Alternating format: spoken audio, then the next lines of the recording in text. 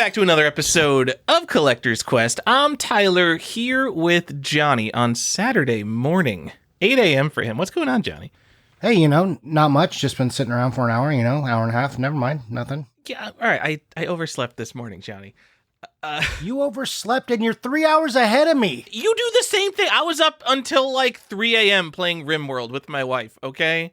I have 2 games in progress. I'm playing Diablo 4 and I'm playing RimWorld. And I want to beat at least one of them before moving on to Baldur's Gate 3. And literally, all my fucking friends are like, Tyler, all you talk about is like computer RPGs.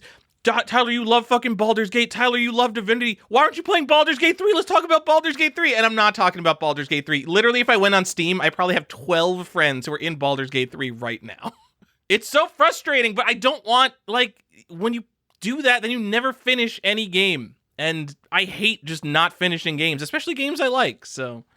And I want to play Baldur's Gate 3, but it's not available for me yet. It's not available for you yet? No. What is it? Oh, we're like the console port's delayed? Yeah, okay. I think so, unless I'm crazy. I think the PS5 doesn't come out till like later. I thought there was a problem with the Xbox port and that was pushed back real far, but all right, whatever. All right, so, that's good. So there will be, like, my console people playing it on console. I'll be able to talk with them whenever I finally get around to it, so good. Yeah. You know what fucking dropped off? Like, Metroid Dread. Like, if you weren't in that, like, 2 weeks where everyone on planet Earth was playing Metroid Dread, like, no one's gonna want to talk to me about Metroid Dread now. Like, man, you've really got to be on top of your releases if you want to actually talk with a bunch of people about a video game. I want to talk to you about Metroid Dread. You want to talk about Metroid Dread, Johnny? We could do it in the what are you buying, what are you playing, if you're playing it. Yeah, I mean, maybe I'm not playing it right now, but if you want to do a run through Metroid Dread, I'm ready, because I got like halfway through and then for whatever reason stopped, and then, I mean, now I'm stuck. I feel like there's the games that you could always talk about. Like, everyone has played Super Mario Bros. 3 and The Legend of Zelda and all that. So everyone's down to talk about those. But man, Johnny, one of my favorite games ever, Cruelty Squad, I was 2 years late to. And like, it might as well not even exist anymore. Except for the fact that some really, really popular YouTuber made a video about it. But I got no one to talk to about video games. It's like, if only you had a whole podcast. I've got no one to talk to, Johnny. I wish there was someone I could talk to about video games. I have no quality conversations. I just feel so lonely. Yeah, I understand. Isolation is a key characteristic of shopping addiction. All right. Sometimes you just roll into it and you know what? We're done. Shopping addiction, Johnny. Buying shit you don't need. We talk about this a lot. We've probably had an episode about it. I think there are still a lot of people buying a lot of shit they don't need, and I wanted to just make an episode about that. Okay.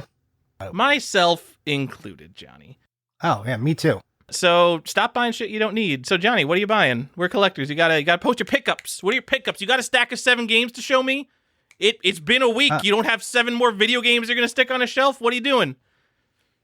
I mean, do you really want to know my pickups right now? No, I don't. I'm just saying this is when you go on spaces like Instagram, or you go on Reddit. You go on Reddit game collecting, like every other post is like, and I went to Goodwill and I bought these 7 games I don't need.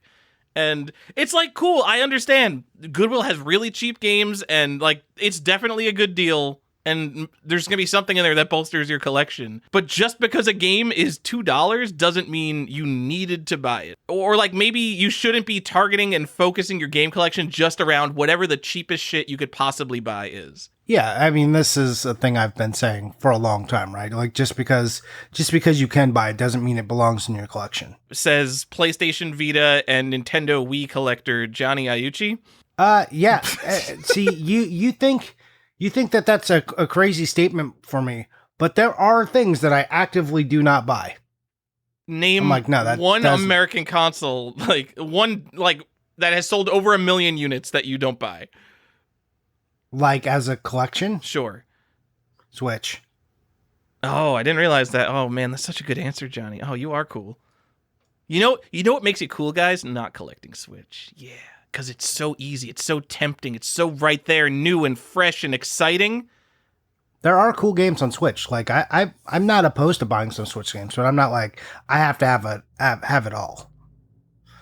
Atari Jaguar CD, 3DO.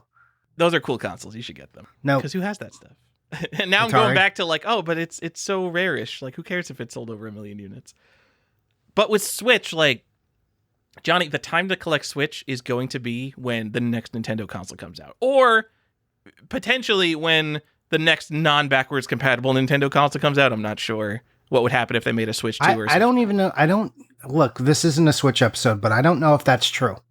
You don't know if that's true? So I don't know if that's true. No, I don't think I agree with that. Really? Because I know there's all this random stupid bullshit, but not all of it can go 10x in price. Like, you think you're going to find the hidden gem that's going to be at the top of the Switch report. This is going to be complete in box $1,000 game. There's not going to be $150,000 Switch games just because they're all limited release. I'm not saying that they're going to be expensive. I'm saying it's going to be hard. And I don't know how much cheaper it's going to get, especially when games have already gotten... It's weird because games are more expensive at retail than they've kind of not ever been, because people forget how expensive games were in the 80s, actually. But, you know, we had this like golden era of games were like $50, and now they're like getting to $70 and $80 like on the regular. And people are kind of like, games are so expensive. It's like, let me tell you about Mario 2 for like $80 in 1989 or whatever, 88 or whatever it was. If you just think about that money, games used to be a lot more expensive, but this consistent like price hike, but then you get the steep drops where all games become like $15 or $20 on sale. So they're like simultaneously the highest retail cost and then the lowest retail cost also. You know, and at what point are you like, okay, well, this Switch game was $15 and it's brand new. And they didn't make that many. Should I just buy this one, or am I ever going to see it again? Like, Switch is hard. Switch is a weird console. All right. See, I don't know enough about how many of those stupid $15 games there are. At some point, if there's a console with 2,000 games and like you feel like compelled that you have to buy like 1,000 of those right now, like maybe it's not the best thing to collect every single Nintendo Switch game if it's like going to be a problem to get all of these problematic games for yourself. At the end of this journey, you will get one hit of dopamine. First of all, like 90% of you are just not going to complete the set. Like, that's what happens to set collectors. They burn out. They get 80% of the way through it, and then like, oh man, but there's this game that's like $2,000 at the top of this. I don't want to spend $2,000 on one video game. I'm just going to sell it because 90% of this is garbage anyway. That's what's going to happen to most Switch collectors. And then the ones who do complete it, you're going to get one hit of dopamine, you're going to get one cool Instagram post, and then you're going to move on to something else. Which it's cool. I love completing sets too, but it's like, it'll be a lot of worrying about those $15 games that, oh, maybe this is going to be $45 once this goes out of print. Yeah, I mean, it might already be out of print too, because a lot of times, like once the games are released, the like first batch that goes out, that's it. That's all that's coming out. Switch is weird. Well, just modern collecting is weird. Modern collecting, like throw the PS5 in there, like PS5 and PS4 is like weird now, like because they keep making PS4 and PS5 games at the same time. It's like, oh, it's on the PS4 and PS5. Like, which one should I buy? Should I be buying the PS5 one, or do I buy the PS4 one because that one might be more collectible? Or there's just it's a never-ending list of caveats for modern day gaming, and back in the day we just didn't have to put up with that. I agree, and of course all the obvious collectible stuff is all like fake manufactured stuff. Like, there's that Costco Toy Story on Sega Genesis that came in like a big box PC style box that like people don't know that exists because it's such a weird thing. That was not made as a collector's edition of Toy Story. That was just a thing that happened. But now, like the top game, Zelda and Elden Ring, they'll have like multiple tiers of collector's edition. And it's just like the obvious thing to collect now. I feel like I almost flip back around on collector's editions maybe when it comes to modern stuff, because I realize, yes, maybe that $15 game that no one cares about, no one's ever heard of, is going to end up being, uncommon rare in the future. But we're also at the same time shifting to a world where there's too many video games and like the stuff that matters is the only thing that's going to stand out. So like maybe, Elden Ring's not on Switch, but in terms of modern collectibles, I think like maybe like that Elden Ring, there was this special collector's edition that they only sold on the Bandai Namco store, I think. Like, maybe that's like a modern Grail thing, even though it's fucking Elden Ring, a game that sold 7 million copies. Maybe. I don't know. I don't know. Modern. That's what I mean.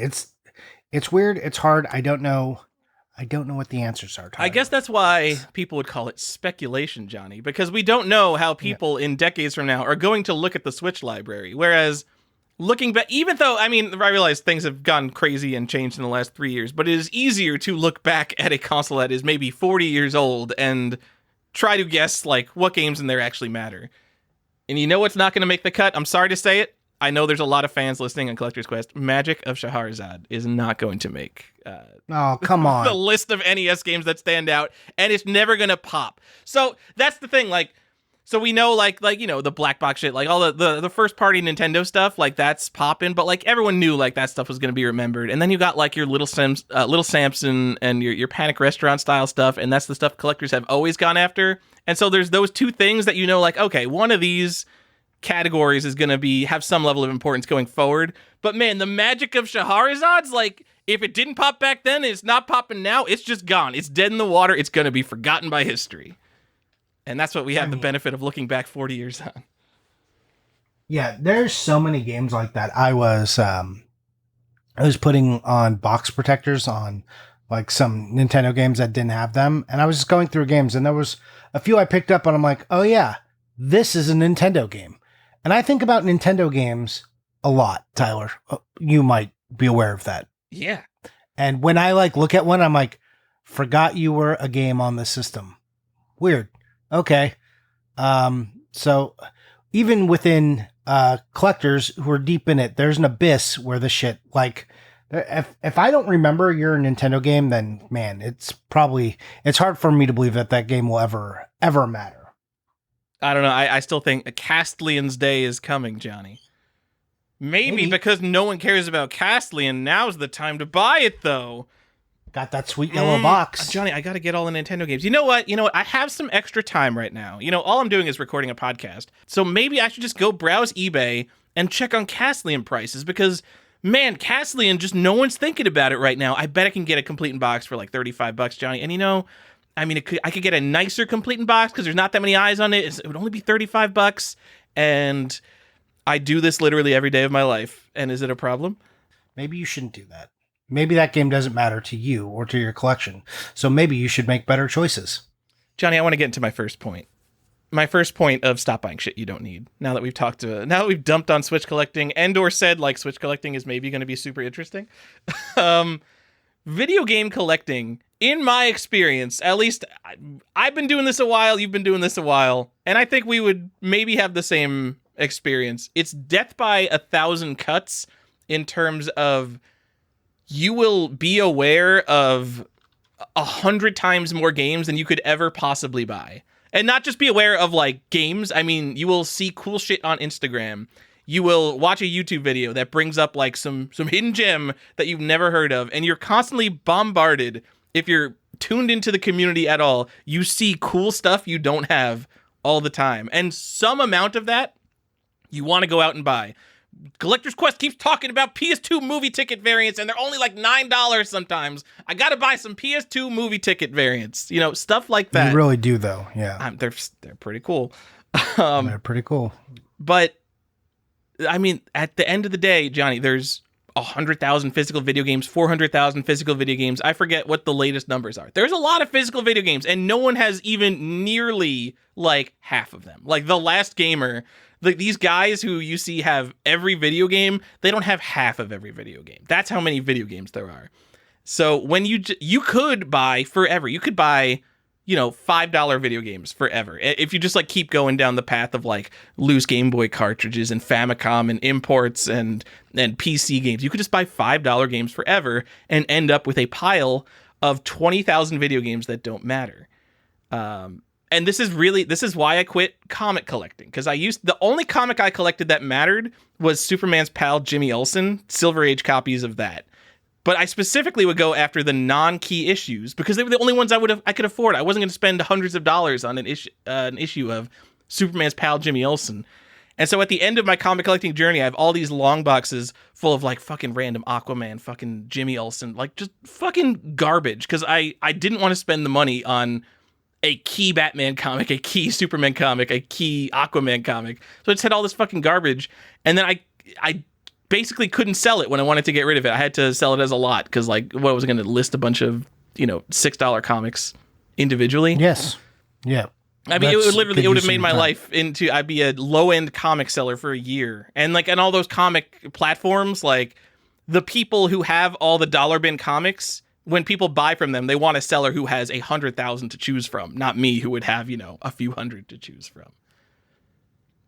Anyway, okay. So the ubiquitousness of interesting but cheap comics like killed comic collecting for me because I know I have an addictive personality when it comes to buying. And if I was trying to get literally everything I saw that was ever cool, I was just it was too much. I ended up with like every day I could go and buy a comic. And that I think that's a problem probably for a lot of comic collectors, except for like serious ones who only buy the key issues. But like every Wednesday, Johnny, you could buy 75 new comic books and they're not that expensive, at least on an individual level. It is the worst. So like on top of that, here's the other thing. Like finding things interesting and being interested in things and thinking things are cool sounds great until you couple that with buying, because then the list just becomes limitless. Like I'm into far too many things. I have far too many hobbies.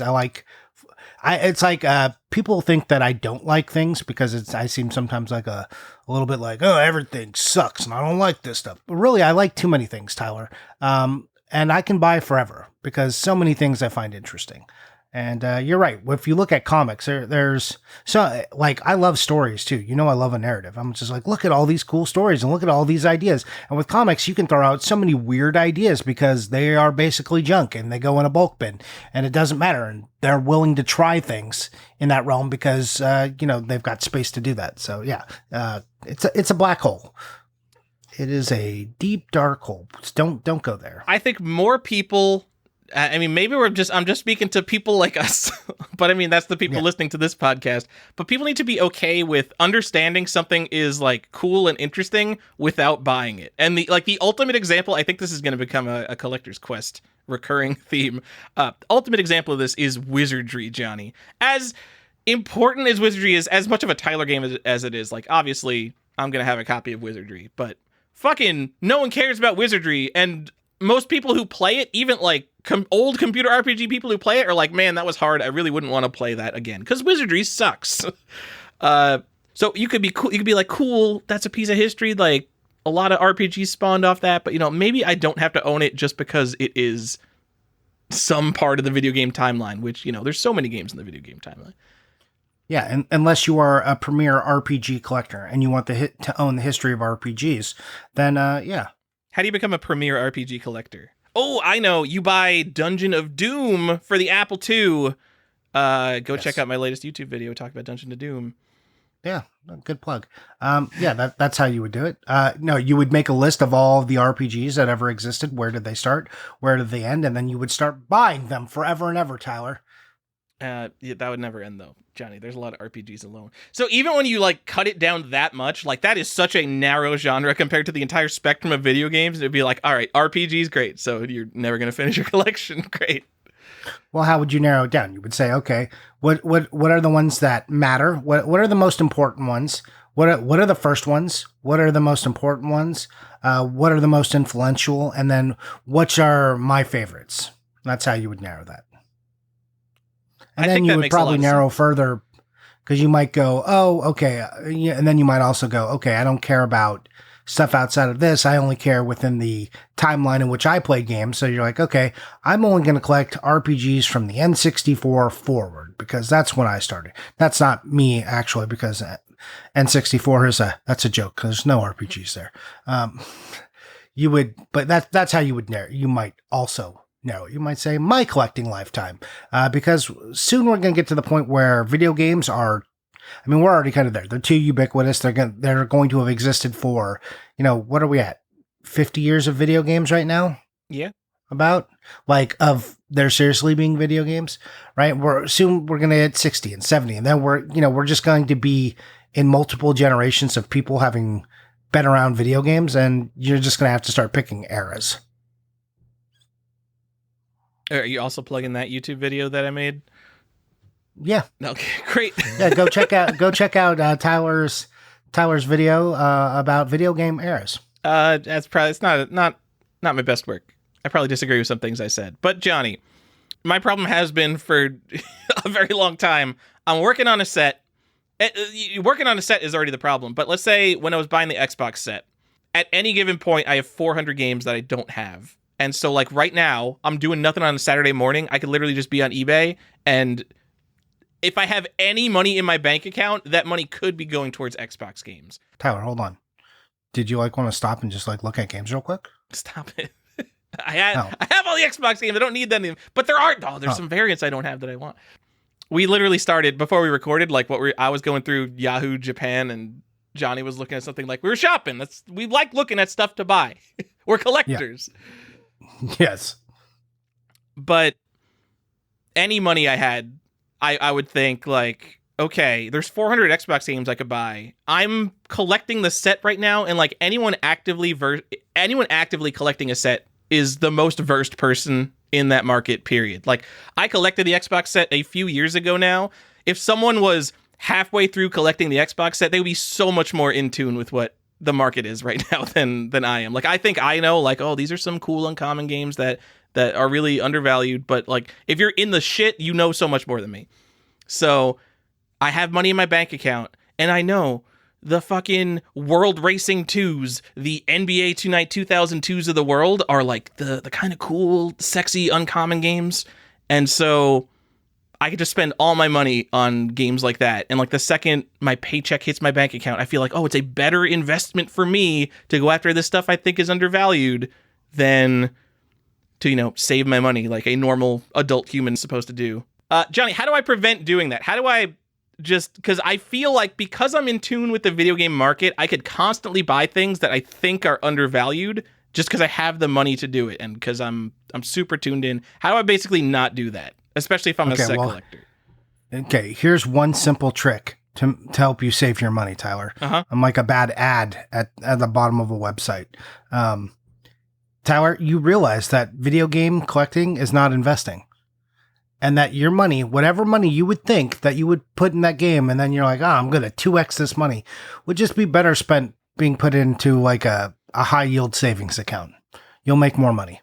You put it into the stock market in any fashion, in general. Put it in a CD, put it in some medium yield bonds. Go just put it on some blue chip stocks and watch you do better than you do buying video games. Don't buy video games because they're an investment. Buy video games because you love them and it's a fun hobby, not because you want to get rich. And if you are trying to get rich or be an investor in video games, there's a different way to do it. That's not what we're doing. We're collectors.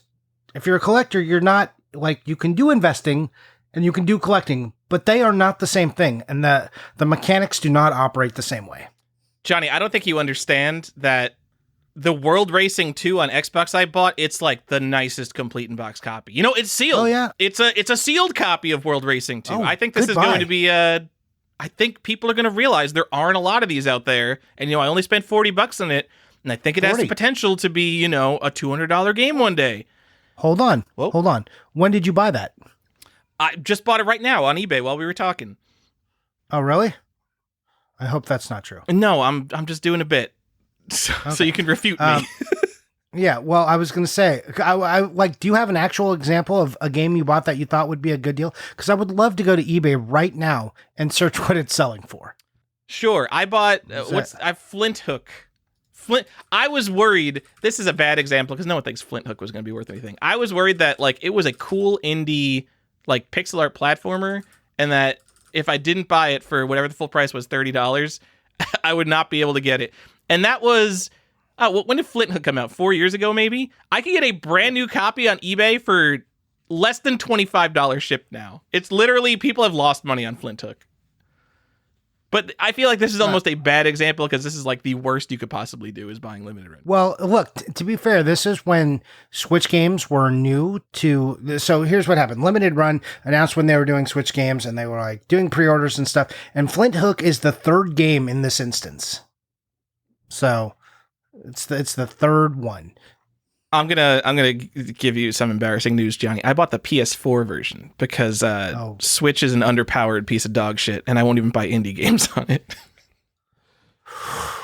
Okay. I know. Switch, I'm lighting my money on fire. You went. Okay. Yeah. Flint Hook on the PS4 is $24 with free shipping. All right. So, let me fucking maniac. I realize we could point out bad investment purchase, bad speculative purchase, bad like just reading whether it'll be worth buying something now or the FOMO of having to buy something right now. Like if I do want a Matt Mario, which I think will be a thing in the future, but is the best idea for me to just FOMO $10,000 into one because that's what they're selling for right now compared to just, waiting for inflation to maybe make that $10,000 worth less. Johnny, let me talk about what a video game investor is, Johnny. If you and your group of dentist friends go and buy all the nicest copies of a certain, let's say, I don't know, the black box NES games, and you're going to go on Pawn Stars and you're going to hype them up and you're going to join the collecting social media communities and start create new social communities around sealed games. And you're getting with the heads of WADA and we're all creating this great new speculative asset and you're big and you're loud and you get on the Rarity video game documentary sitting in a rented office with your 200 WADA graded games behind you and you're talking about how you're never selling them for what you paid because matte sticker sealed golf is one of only 2 in the world. Then you're a video game investor because you know what? You had a plan to buy the best thing, the nicest condition golf on planet Earth, nicest condition, earliest NES golf on planet Earth. We'll say best with some air quotes. You have a market manipulation strategy. You're not emotionally invested in the thing, and you have a actual plan on when you're going to sell it. I am sure the dentist cabal is once their Castlevania hits $400,000, whatever number that they're expecting it to hit, they will have a plan to sell it. Whereas most collectors are just like, oh, I need to grab all the things. They might be worth more in the future. And then you become the guy who's sitting in your room with stacks of Funko Pops, stacks of comics, because you're like, oh, but I got all the rare ones. I got all the exciting limited run of games ones. And you have 10,000 games. You're not selling any of them. So you're not an investor. You're a fucking hoarder. Yeah, which is fine if you love them, but not if you thought you were getting rich. Yeah. And Rule of Rose, Johnny, I can't even say it jokingly, the rarest PS2 game. If you're buying a Rule of Rose as an investment, if you're buying a sealed Wii U copy of Breath of the Wild as an investment because you think oh, well, it has to be worth more at some point in the future, that's not an investment. Most things will be worth more. I could buy boxes of cereal right now that will be worth more at some point in the future just because of inflation. There has to be some financial reasoning and plan behind it rather than I mean, Rule of Rose is $600 and price charting one day is probably going to say it's $1,200. Okay, how much did inflation eat into that $1,200? You got to store that Rule of Rose. You have the risk of fire. You got the risk of theft, flood, losing it, damaging it over time. You have to deal with taxes. You have to deal with shipping both ways, you and back. You have to potentially deal with insurance if you're buying a lot of this shit. You got the time, how much time it takes to list and ship and drive to the post office with all this shit. All this stuff adds up in terms of buying and selling a collectible to make money. It becomes a job at the end of the day compared to just putting your shit in the fucking stock market and it just magically grows by 7 to 10% every year. So I wanted to give just a quick overview of what it looks like. So back in 2011, okay, the average PS2 game, or this is 2008, I'm sorry. In 2008, the average PS2 game was $11.90. So basically $12. Now in 2023, it's about $13 and 50 cents, 13.60. So, I mean, think the gain there, your average gain, on your $12 investment, you made $2 from 2008 to 2023. You could do better almost anywhere else on aggregate. The problem is, all right, let's do this. So let's put our money in the stock market for 30 years. Let's say you buy a rule of rose. What's a rule of rose cost? $800, $700? It says $700 right now. 30 years at 8%. Hypothetical rate of return. That's $700 in 30 years. Because I mean, you're fucking. Let's say you're not touching. It's like your retirement fund. Like if you think your games are a retirement fund, like holy shit, dude, you need to get on one of those YouTube shows where they take apart your finances. But that's $7,000. So a complete in box Rule of Rose, a game with like a bunch of sealed copies available and different versions and Japanese variants and all and soundtracks and all this shit. Your complete in box one has to be worth $7,000 in 30 years. If people even care about the PlayStation 2 and Rule of Rose at all that far in the future, like physical games as a collectible might just drop off before then. And we're talking Rule of Rose is a game with a lot of history and hype around it. And some was it recalled? And there was like a little bit of a moral panic around it because depictions of kind of, sex attached to young people, so there's this thing about it where the game couldn't get sold here. And, so that my point is it's a game with like a legacy of like being something you couldn't get a hold of. And even with all of that, and most games don't have like that kind of controversy driving its name and driving its value. And then it gets known as the rarest PS2 game. Most games, don't have that. So Rule of Rose is doing better than the large swath of games out there. This is a really great example of an investment versus all the other ones, which are just going to be very, very much bad examples. And yes, I think like if you were going to speculate on something, buying the $700 game makes a lot more sense than buying like a swath of $40 games and hoping like one of those $40 if you're really analyzing it, one of those $40 games is going to 10x in price. But then you have all the other fucking games you have sitting around that are just like taking up space in your life. So yeah, just I think like when you see like these super high numbers for things that won't go anywhere, like a little Samson cartridge is like it's like $2,000 now. Like, so that would be $20,000 if you just put it in the S&P 500. And like, that's 30 years. If we're talking retirement, say you're in your 20s, let's say 40 years like that, it becomes like $40,000 almost, $35,000. It's ridiculous. Compounding interest. It's magic. Invest while you're young. You know what? Let's not turn this too much into a financial, personal finance podcast, but if you were in your 20s or your 30s, like put money into like your 401k, into an IRA, just open a Vanguard account and put money into index funds, because if you do it when you're in your 50s, like, you've got 20 years for that money to grow, but if you get 40 years for that money to grow, it grows a lot more. It's magic. These graphs are magic, I'm telling you. All right. So, yeah, I just want to add, like, if you want a cool hobby that makes money, if you could just convince yourself that collecting your own money is a sweet hobby, then you would be doing so well.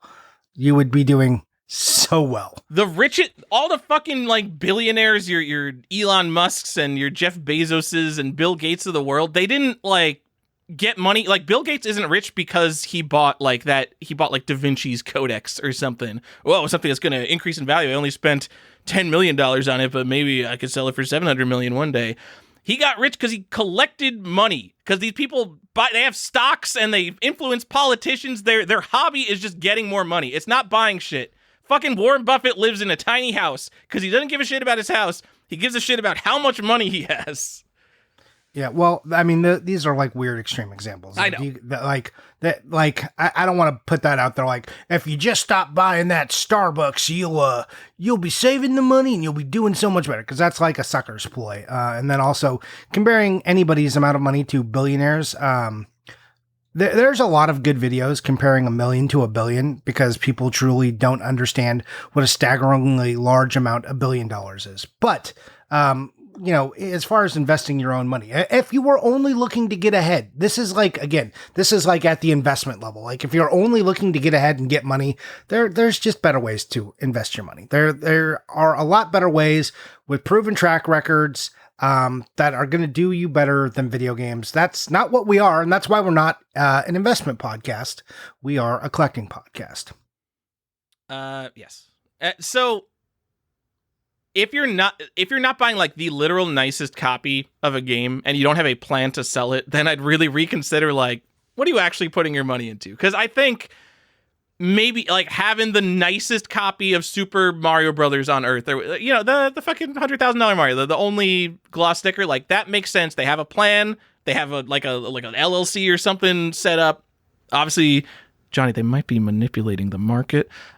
Oh my God. Like stuff is going on there. But if you're buying a game from Limited Run Games that ships to you in a bubble mailer, like there's only so much potential for like an average condition of any game. Let's talking about buying the nicest games and not just settling for whatever. Do we want to talk about how bad video game collectors are at buying anything with intentionality and actually sticking to their goals? Oh, I would love to talk about that. Let's talk about how bad we are at that. So, Tyler, I want to just bring up an example. In 2019, sports cards investors came in and bought up a bunch of sealed US NES games from top properties. They're basically thinking game collectors buy absolute dog shit, and they're mostly right. Yeah, I totally agree.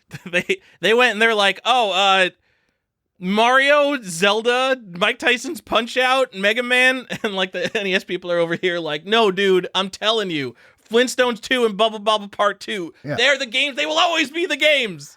No. Did you know that Puss in Boots is a game?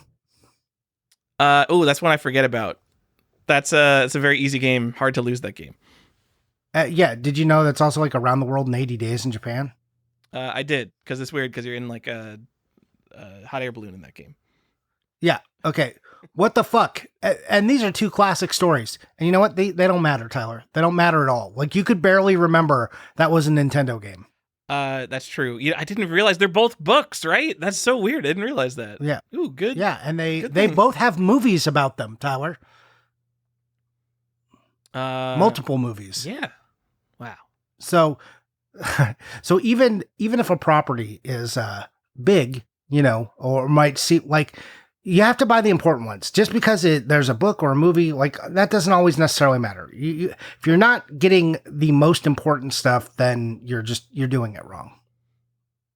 I mean, you're doing it wrong in terms of depending on what your goals are, I guess. Like if you just want to buy cool, obscured, random shit and you don't care about the monetary value, but if like you are spending all your money on shit and you're like, well, some of this is going to be worth more in the future, then you're probably doing something wrong. Yes.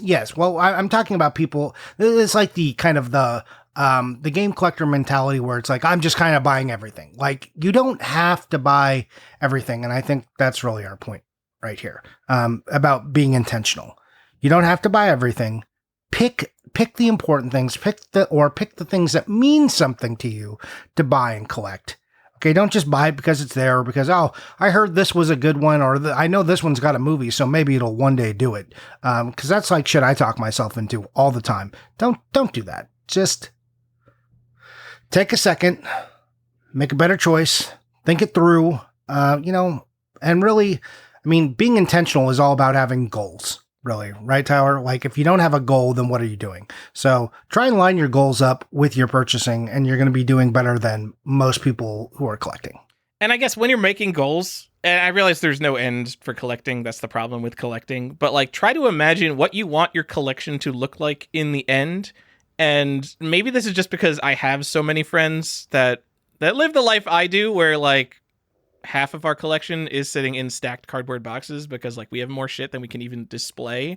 Like that is, having 100 games is a collection. Having 250 games is a collection. Having 700 games is a collection. Having 10,000 games is a fucking problem. Like I don't know where the line collection. Is. A super collection. If you're an ex-Wall Street banker, like whatever the last gamer was, he had some kind of high profile job. He built a separate building to house and display his enormous collection. This guy, complete in box, absolutely everything. And like dozens of TVs set up, dozens of arcades to play it all too. It's amazing. But you know what? You're listening to Collector's Quest podcast. You're not listening to like some high-end sealed podcast. So you know what? You don't have that money. So having $10,000 or having 10,000 video games is a problem of where you're going to put it. How are you going to display it? How are you going to sell the ones you don't want anymore? When you will decide one day that you don't want all the fucking video games you bought if you have 10,000 video games.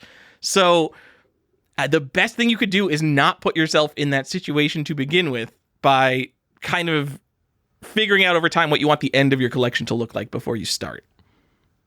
Yeah, another thing that I find helpful to do, even though I am the problem here, is sitting down and imagining, and it's grim, but sit down and imagine that you die. Where does all this stuff go? Who's dealing with it? Does it matter? And this is a fundamental question. Does the value of your collection, do you have anything tied into it mentally that when you die, X people, my family, are going to be okay because they could just sell it? If you have anything tied up into that kind of thinking and you have like 10,000, 5,000, 1,000 games, like, do these people know how to deal with it? Will they be equipped? How is it moving?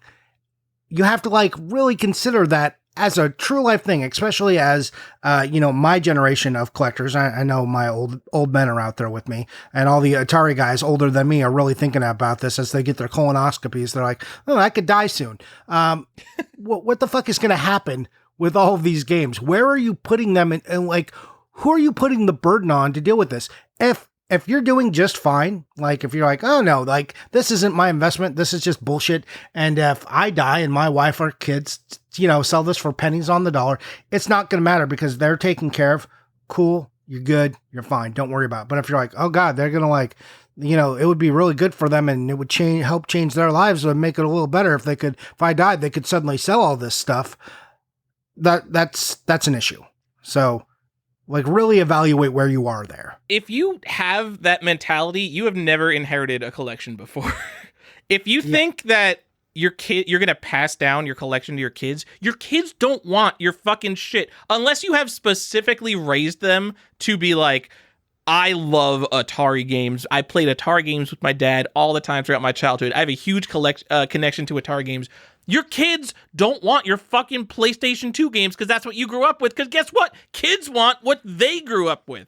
But beyond that kind of inheritance thing, if you have more than 10 video games, your family's not going to want to deal with it at all. Selling video games takes work. Knowing where to research prices, knowing how to sell on eBay.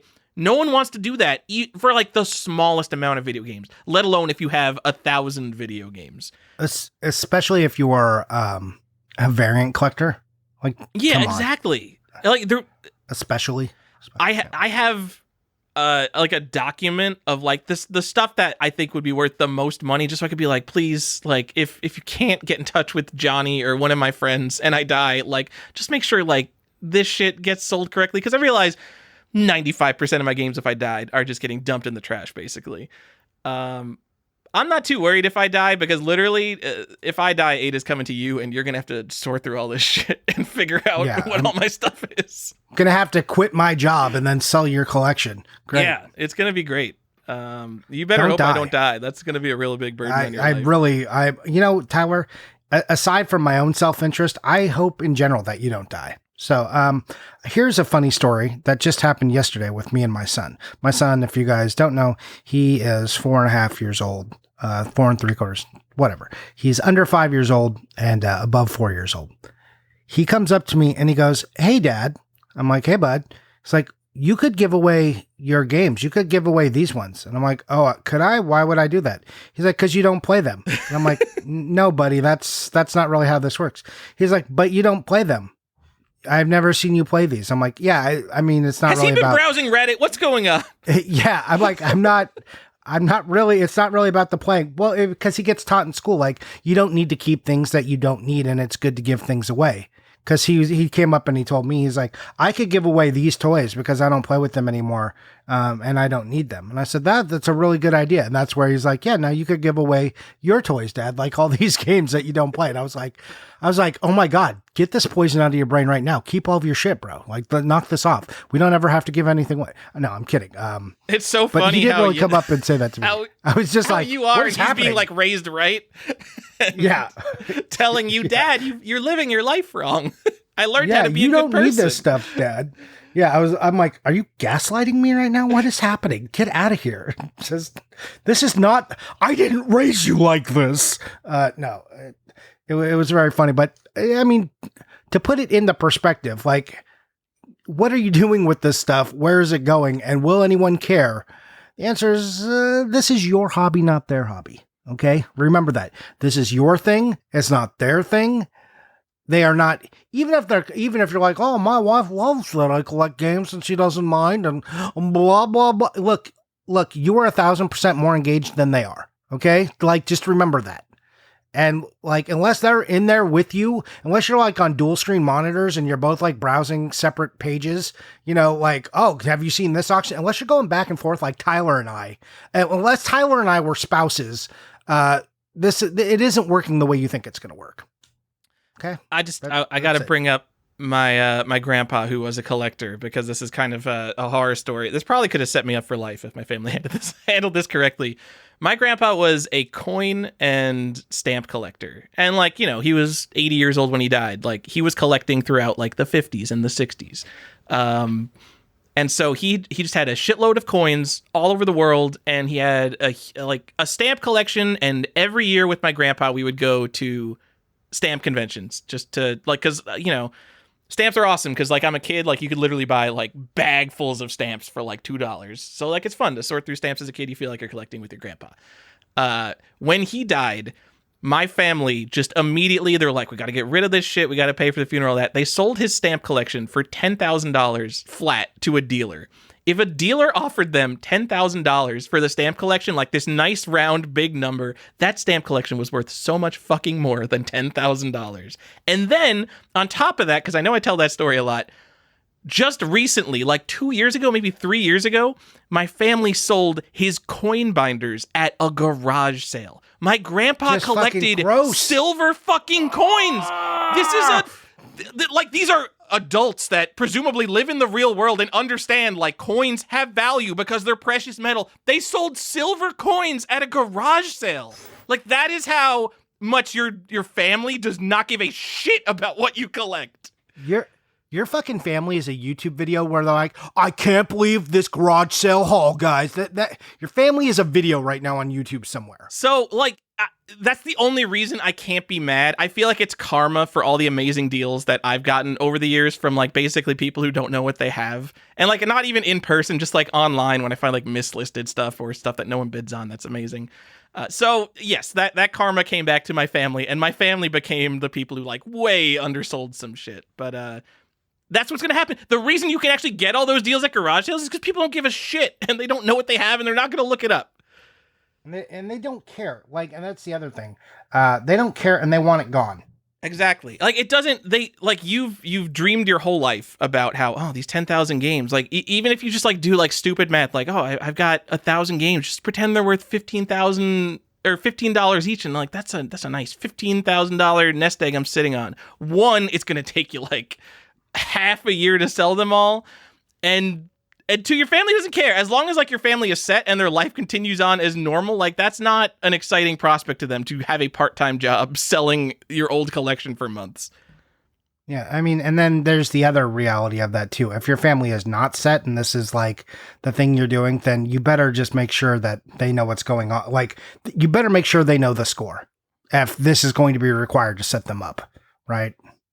If they're living a worse life, like by any noticeable measure, so you can have a game collection. And I'm not here to judge anyone. But if that's your plan at the end, then, you better just, you better know what's going on. Like, I'm sure at one point I will just get into my olden days. I hope, knocking on wood here, that I'll just be like, all right, now it's time to just sell the games. Like, this is my retirement hobby now, is being a video game seller. I hope to just transition that, in my 60s or something. I mean, but that's not today. If you watch all the sports cards documentaries, you could definitely see all the guys who turn into that. Yeah, because they reached an understanding with themselves. One day, I am going to die, and my family isn't going to take care of this shit. We've harped on this point a lot. This is a favorite point of ours. Get like a collector, like a serious collector who like actually will care about you. Like if you die, don't leave it to your family. Make sure you have a collector, because Johnny, it's definitely you. You are 100% the contact guy. I got a couple other backup contact guys, but yeah, you're flying to North Carolina if I die. And you know what? Yeah, Portland Retro Gaming Expo in. that year is gonna be fucking lit. yeah. I'll have to decide, I'm going to be making 2 tours. I'm going to have to go there. Whichever one comes up first. Is it Midwestern Gaming Classic? It's like, okay, that's my first stop. I'm buying the biggest booth. And then, I'm buying, you've already got really good totes, but I'm going to have to buy a bunch more. And there's just going to be tables of totes. Oh, that's going to be awesome. Yeah. You're going to sell it all for 30%. You're just like, I'm not taking any of this back. Just 30% of price charting on anything. Yeah, well, there's gonna be security, and only so many people are gonna be allowed in at a time. Yeah, it's gonna be crazy. Come and buy the what is it called? When Iwata gives you a pedigree. Yeah, come get the Wilkin pedigree games. Oh man. If I die young, can I get a pedigree? Is that cool? Oh man, it was so tragic. He died at 34. I mean, I think so. I mean. Rest in peace, Rich Lecce. Rich Lecce, one of the kind of premier game collectors of all time. If you don't know who he is, one of the Super Mario Brothers investors, actually. So there's 3 people who bought that sticker sealed Super Mario Brothers, but also just an absolutely amazing vintage collection, all the rarest Atari stuff. And he unfortunately passed away recently, but I feel like he was such a prominent collector, and collecting was basically his life. He died, and it could be a pedigree. That feels like a real pedigree to me, not we found a fucking video rental store that didn't sell their Nintendo games from the 80s. So I'm saying I'm going for myself. Yes, Johnny, if I die, I'll make my shit a pedigree. Yeah, I'm going to. I'm gonna announce it on this podcast. Don't die though, please. Just don't die. I'm trying not to. Yeah, just don't. Let's both just stay alive. Anyways, we've harped on the death point. Really cheery subject. Let's move on to our next point. I mean, let's talk about what's happening, right?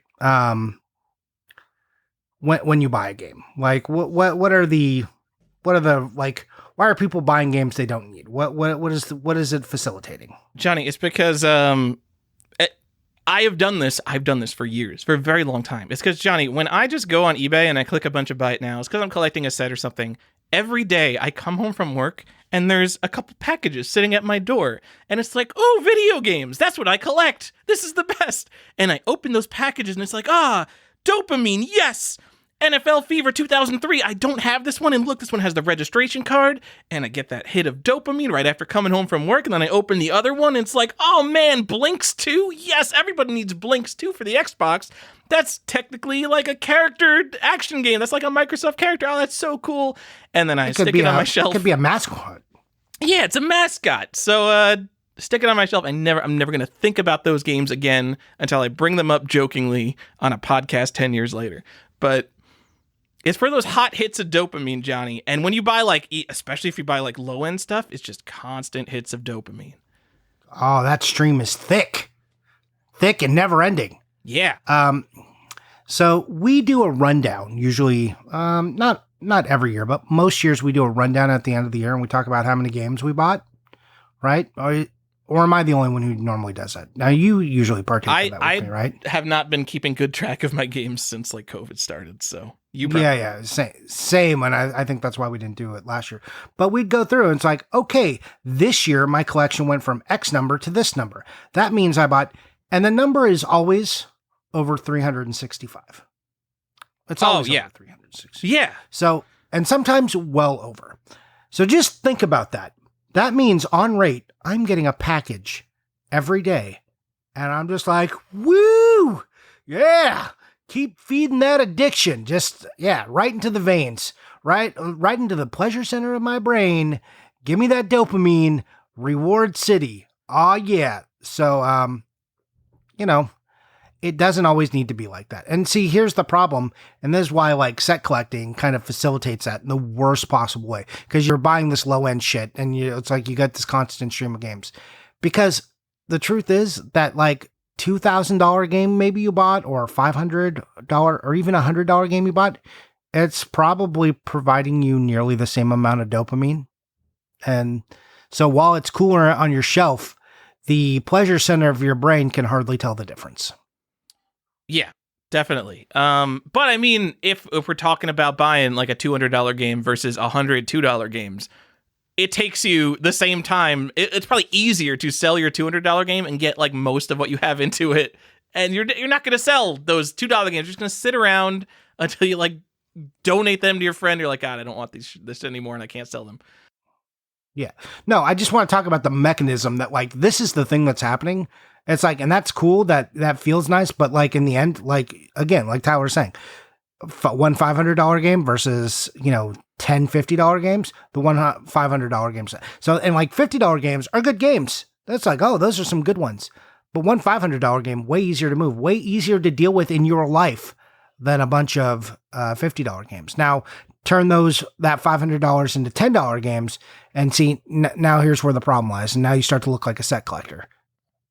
So, Johnny, here's the problem. You're saying that I can get just as much dopamine collecting low-end games as high-end games, which is true. I mean, like, if I opened up like $1,000 video game in the mail, it'll be like, oh yeah, cool. And if I opened up like a PC big box game for $30 that I really liked, it'd be like, oh yeah, cool, I love this game. Dark Side of the Moon, everyone's played that. But now you're telling me I should buy just the cheapest stuff so I can get that constant stream of dopamine, right? Well, yes, it depends. If you're an addict and you just need dopamine hits, then yeah, you should do that. Though, I mean, that's what I talked about a little bit, like way back in the day when I'm like, this is how I think people are collecting wrong. Like, you should buy top properties in the games you love, because if like, yeah, cool, you did it. You bought Final Fantasy and it came in the mail and you feel great and it was $50. Okay, you bought Flintstones 2 and you've never played that game, even if it's a fine game. It cost you $2,000 and like, or $1,500, and you're like, oh, okay, that's cool. I got Flintstones 2, but you love Final Fantasy. You probably got a better dopamine hit from that $50 game. Just saying, like, just if you are really just quantifying dopamine, then yeah, there's a way to maximize that. But again, that's not a hobby. That's an addiction, Tyler. So don't do that. Exactly. So it's an addiction, and that's kind of exploiting that addiction is what the entire modern world is built off of. Look at social media. Look at Facebook, Instagram, TikTok. Everything wants to give you constant small hits of dopamine to get you to spend as much money as possible, or so they can monetize you as much as possible, basically.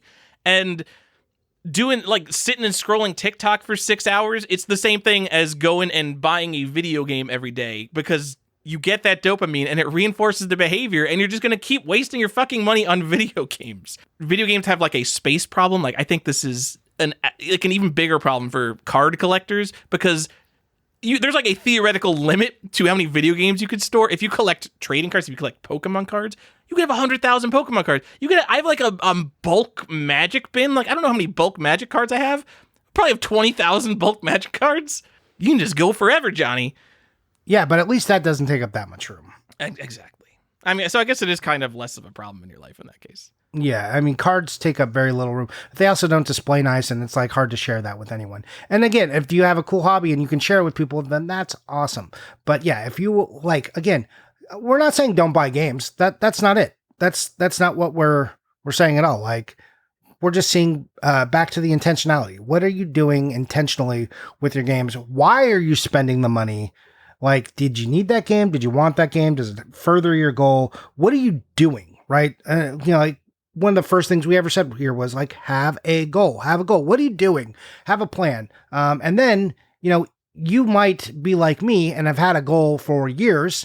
And then the output of that goal is like, oh God, I have 10,000 games. What the F am I doing with my life? So, just things to consider. Just some things to think about there. Make sure you're buying games that get you to your end goal and not because you are addicted to buying games for that dopamine. And it's all of us. It's probably everyone listening to this podcast is addicted to the dopamine of buying a cool game, getting it in the mail, and opening up the package, and then putting it on the shelf and never thinking about it again.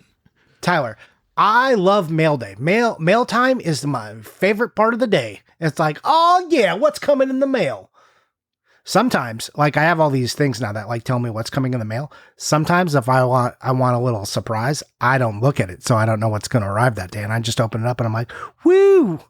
Johnny, I never look at it. And when you buy stuff from Japan, and I like buy like home goods and stuff from AliExpress, which takes like a month to get to me, and I don't track any of it, and I sign up to Kickstarters that don't ship for a long time. So I intentionally never track what I'm getting in the mail, so it feels like Christmas, so I get even more dopamine, because not only am I getting the thing, but it's a surprise what I'm opening in the box. This is probably not like a super healthy thing to do, but that's how I deal with my mail. Yeah, no. Usually I track it, but I like again because I want to know what's coming and where things are and have a plan. But yeah, I agree. Like this is not. If you were living like that, then you might have a problem. And we could then go in and we could do some talking about shopping addiction, Tyler. I mean, we can. I just want to bring up I was talking about like Facebook and social media, but like this is how video games themselves keep players, like Diablo 4 trickling out loot. Like they're not adjusting the curves of the game to make the game as fun as possible for you. They're literally adjusting, like people are complaining about, oh, that they nerfed this, oh, they tweaked this drop rate. They're adjusting the curves to keep players addicted and playing as long as possible. So you become this mindless fucking RuneScape drone, and it's just trickling out just enough dopamine to just pull you through. It's like, it's evil. It's like they turn you into a slave. Because it's what's like I don't know, beating Mega Man 2 for the first time. Like that feels great. You're done. You got like this accomplishment. You're like, yes, I'm done. I did it. I'm the best. Maybe I'm going to do it again and get better at this game. And like it becomes a skill and things like that. But with Diablo 4, all they're doing is adjusting the curves to keep you like dead face staring at the screen as long as possible. It's evil. And we're doing that to ourselves with the trickle of dopamine with video games. Yeah. Think about when Xbox rolled out achievements. I mean, hey, the good.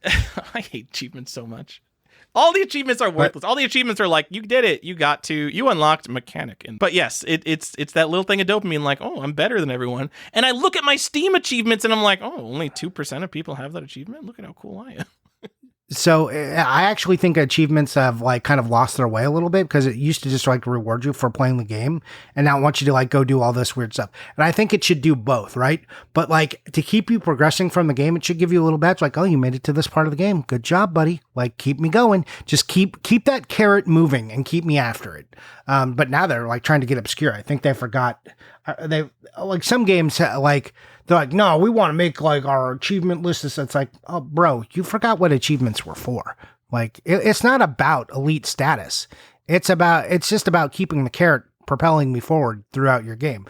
Because what you want to see is that my engagement level was high on your game for a long amount of time. Get out of here. Yeah, well, if you want to know scary statistics, start looking at what generates engagement rates and how important engagement rate is and time of engagement and stuff and how businesses monetize that against you. Yeah, it's gross. Do you want to have a whole podcast on this, Johnny? Because like this is what I've become the crazy person about in the past year. Like, sure, we can. I mean, fuck TikTok, fuck Twitter. These companies are literally evil. They're like trying to provoke emotional reactions in you for engagement. Oh my God. Oh yeah, 100%. And just like bots and staged posts and just there's a whole level. Tyler, let's go be conspiracy theorists on an episode. Maybe should we save that for an After Dark, or do you want to do a real episode? That'll be an After Dark. All right. Well, so we sound less crazy. If you don't know, After Dark is the bonus content we do for this podcast if you are a patron at the $4 level. Anyways, Tyler, I need 2 minutes, okay? Alrighty. I'm going to go shopping. Oh, I'd rather people target the sealed collectors if they're going to go rob someone's house. That's the only thing. You know what? Johnny, let me pull us back in. We're over here talking about video game collection software and whether or not you might be accidentally uploading your entire collection to the internet, whether you're using price charting or, you know, one of these websites that tracks your collection. If you're doing that, Johnny, and you have like the coolest shit, what if someone comes and just robs your house? So the strategy is don't put your collection entirely on the internet and hope that the people that are going to break into your house, they go and they take like high-end seal people shit instead. Yeah, I mean, there's just look. But here's the thing. Like, if you have like 10,000 games, they're going to be like, which ones do I even take? How are they organized? See, am I going to be able to find this stuff? This is we're giving now we're going against our original advice. If you have 10,000 games, like you can't steal that. Like someone's not going to come up to my house with a U-Haul and like traverse multiple staircases to bring down like loose NES cartridges and fucking Famicom cartridges and Sega Saturn games and shit like that. But if you go break into like Heritage auctions or something, you could steal like a first print graded sealed Zelda, whatever they got over there, then like, oh, got a $500,000 game and it fits in a shoebox. I don't know how you fence that, but you sure got it. I don't know how theft works. Well, I don't know. I just think if you're going to be a thief, there's easier things to steal. Trading cards. So the thing, the only reason I'm not actual worried money. about theft. Steal actual money. Look, well, actual money. It all goes back to steal actual money. But if you, I don't know why I think about this. I do think about this topic relatively frequently, I guess. But if you steal like a fucking PSA 10 first edition Charizard, there are so many of those, you could literally just resubmit it with like BGS and like no one will ever know that you stole that card.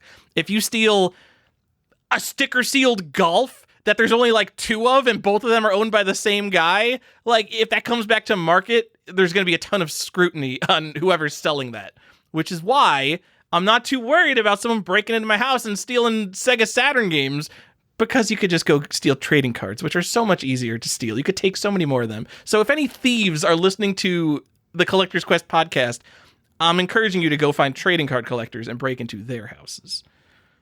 Yeah.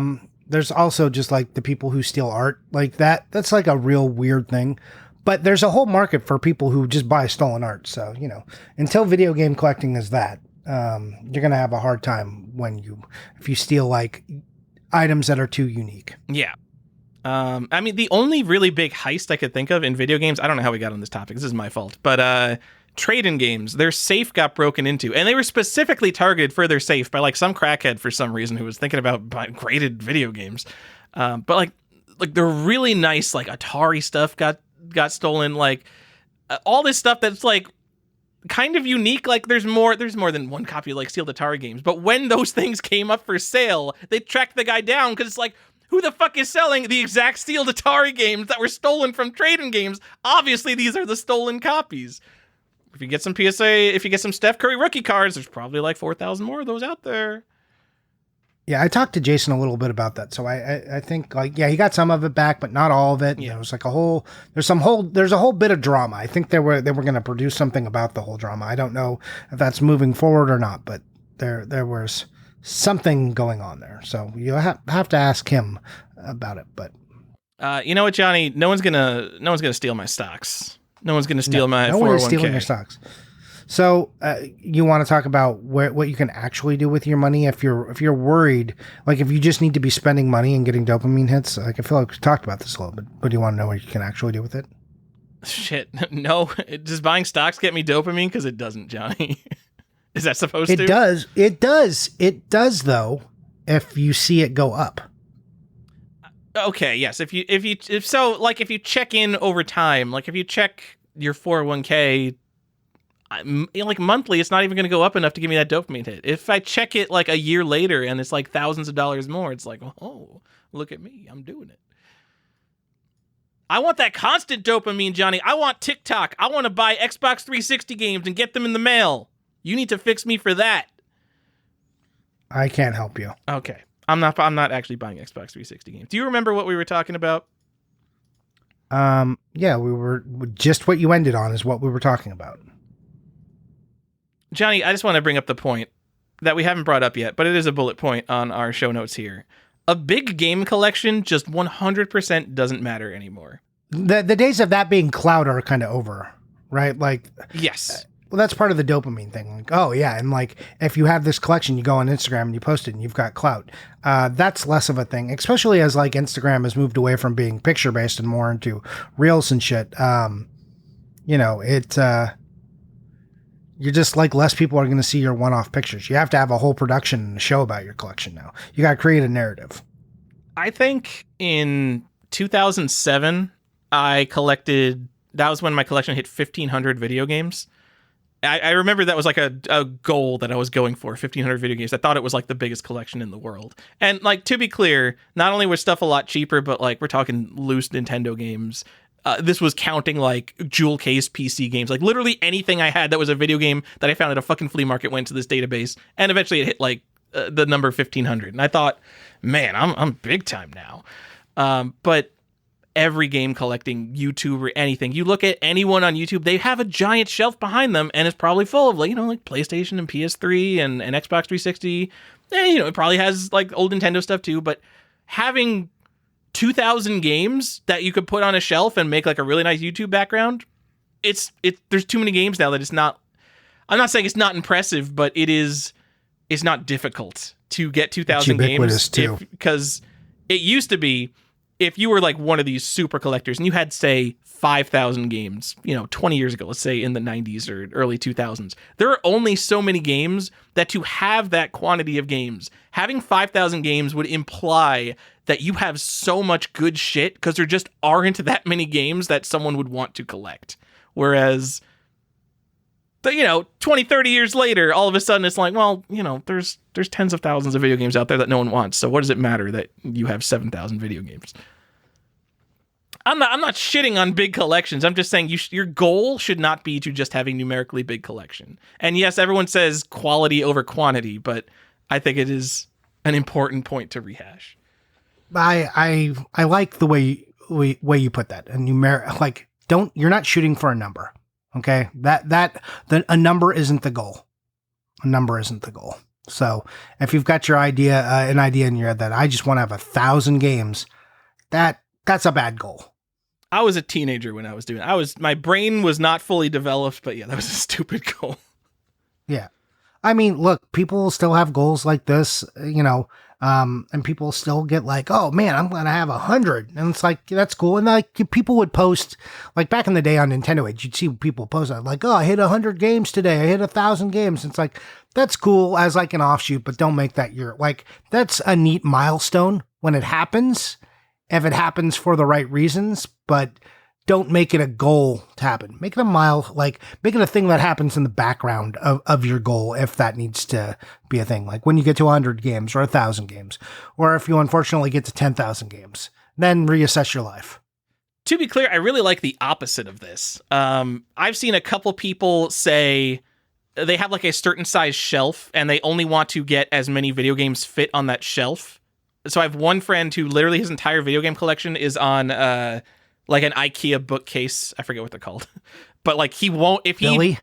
A Billy bookcase. If he buys a game and it fills up the bookcase, he has to sell something out of the bookcase to fit there. And that way he's always refining his collection. So he's always selling the stuff that he likes the least and putting in the stuff that he likes the most, which makes his game collection, like he loves everything in an entire bookcase. And like, that's a good way to collect.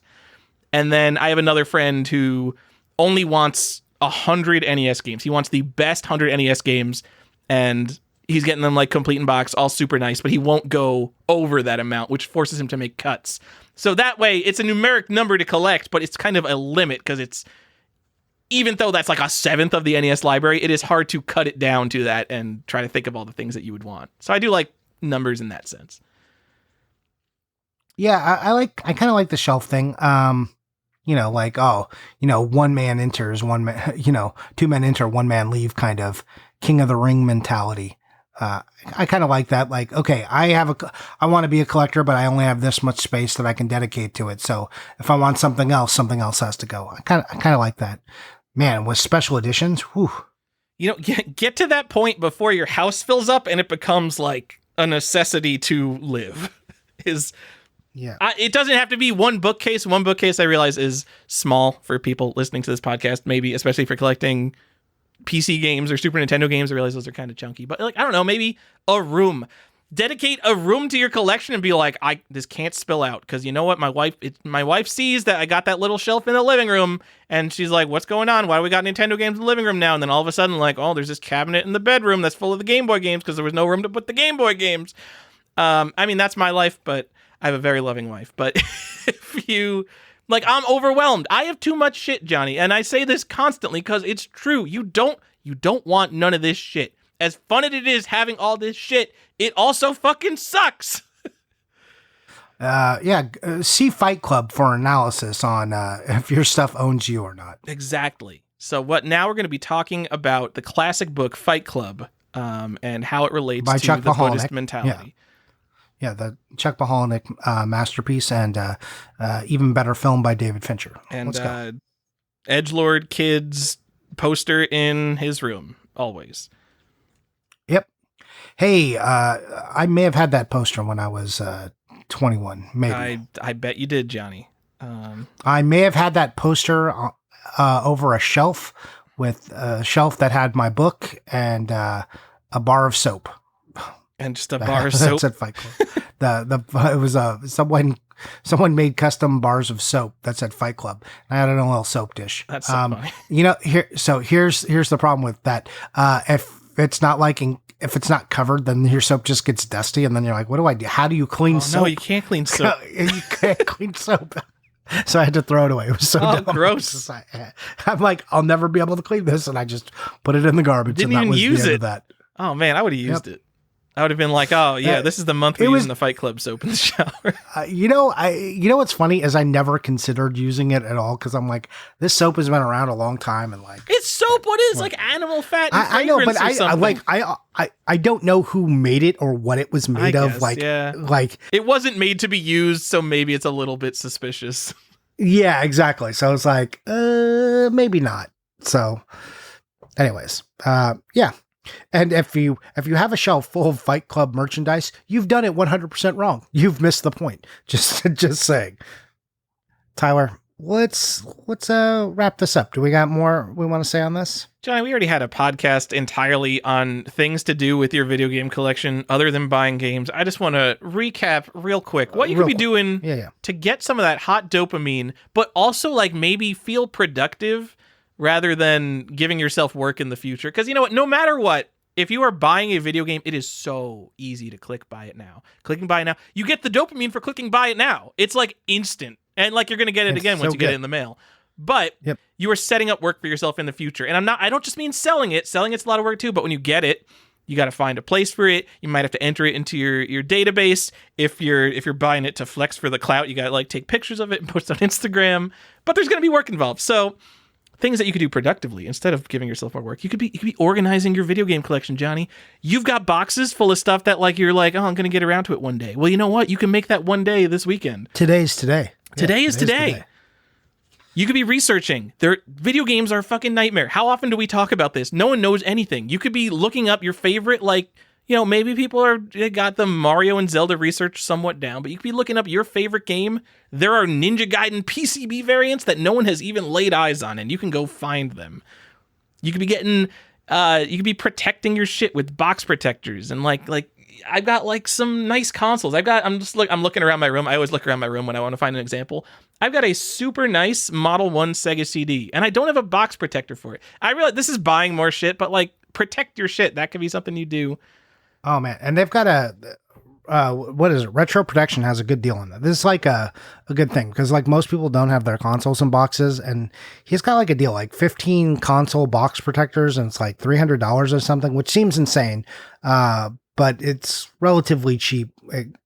It's cheaper than buying individual ones, or just if you only have like two consoles, just go spend the $30 on each box protector and keep them nice forever. You're gonna feel good about it. It is such a niche, like a crazy niche hobby. I'm just happy that we have someone who thinks it is financially viable to make these box protectors for us.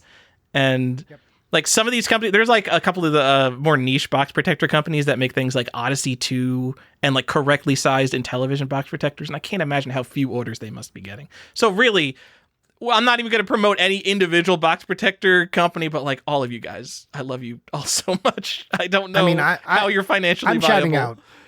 I'm shouting out Retro Protection just Yeah. because they have that bundle deal, which is... Retro Protection and Video Game Box Protectors, I think, are both great. Video Game Box Protectors, the name of the company, to be clear. Don't go on eBay and buy the cheapest shit. There's like P&B's Circus Box Protectors. They are such dog shit. The ones you get on AliExpress are dog shit. Get them from one of the... And I Collector Protector changes their stuff over time, but they also emboss their logo into their box protectors, and they're too thick. So you know what? I am endorsing specific companies, Retro Protection and Video Game Box Protectors. Okay, you did it. Johnny, get adequate shelving. So instead of putting your money into more games, you have boxes of shit that you've bought. You got that stack of games that you're hiding under the dining room table that you're hoping your wife doesn't see. Just fix your shelving situation. Or if your shelving is just like all mishmashed stuff that you took off the curb, which was my situation in high school, I literally would drive around my neighborhood and look for people who put out shelves in the garbage, and I just shoved all that stuff in my room. Go to IKEA, get some shit that makes sense. Johnny, figure out insurance. If you have a problem because you have bought too many video games, buying insurance is probably a sensible thing. And I realize, like, how much could your video games be worth? Like, if you're buying like sealed Wata shit and like all your games are all of a sudden worth $500 each or something, like, probably worth insuring it considering all the bad things that can happen to a physical object. And then obviously just selling the shit you don't need, Johnny. We could all do that instead of buying stuff, I think. Also true. All right. I since I got it wrong, I just want to correct it. So at Retro Protection, you can buy a 15-pack of console protectors for $245 or a 2-pack for $47 plus shipping and tax and stuff. He's got over 56 different box sizes for consoles. Some of them are just like NES top loader, like that kind of stuff, or slight variations. But some of these boxes also fit on other stuff. Anyways, take a look at that because, protecting your stuff. Also, box protectors just make your stuff look nicer. I just got all of my NES stuff nicely done because some game, like I had to reallocate all of my space because some of the old NES games didn't have box protectors, like the less valuable ones. But now everything's in a box protector. It looks great. Now it's all even, Steven, and looks good.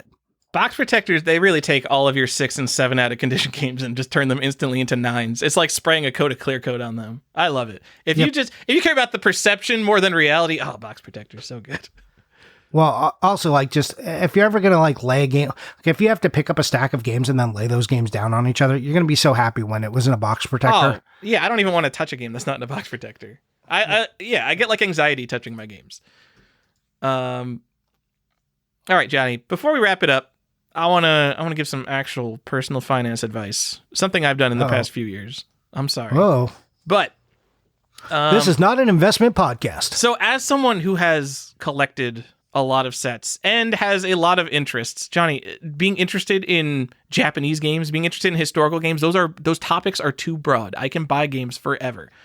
So what I end up doing a lot, I check my like checking account balance and I'm like, and I've got my emergency fund and all that. I'm not like crazy. I'm not like causing my family financial harm, but I see like I have money. I could go spend $100 on a video game right now because like I've got the money to do it. And that would happen every month without fail. Check that I have money and just go buy shit because I have money. So it's a good plan. No, there's like studies on this. It is proven that you will save more money if you just automatically dump it into a different account. You could dump it from, like, if your main account's a checking account, you can have an automatic transfer to your saving account. What I have is I have it automatically transferred to my Vanguard account where I dump it into like index funds. And literally it's just like, as long as it is like 2 clicks harder for me to access that money, I spend so much less just because I don't see it in my main account. And the other thing you should do is max your 401k. I don't care what your weird real estate guy on TikTok says. If you just max your 401k so you have less money coming in and more of it saved, it makes you spend less. It's great. Just try to transfer money automatically out of your account somehow. And that has done a lot for me. That alone, I think it's a really good tip.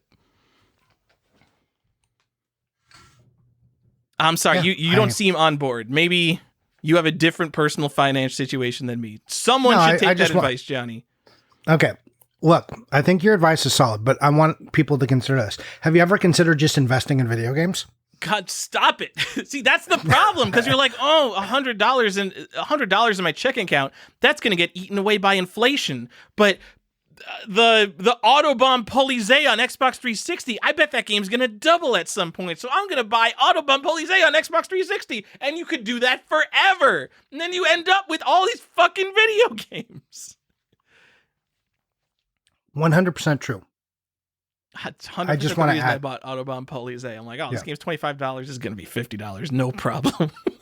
So, look, it's fun to buy games. It's fun to go out and like speculate a little bit. But I will say, the worst thing you can do with your money is just let it rot in your savings account. That's not an endorsement to go buy games. Okay, that's not like, well, Johnny said dump everything out of my savings and checkings account. Your money just makes no money there, and inflation kills you. Okay. Inflation is just rot. Like if you, I see a lot of guys who are worried about disc rot, but they're like leaving their money to rot to inflation in their accounts all day long. So just think of better places to put your savings. If you've got like $10,000 sitting in a basic savings account that your bank just gave you, like really you should reconsider what you're doing with that money, because your money becomes less valuable every single day.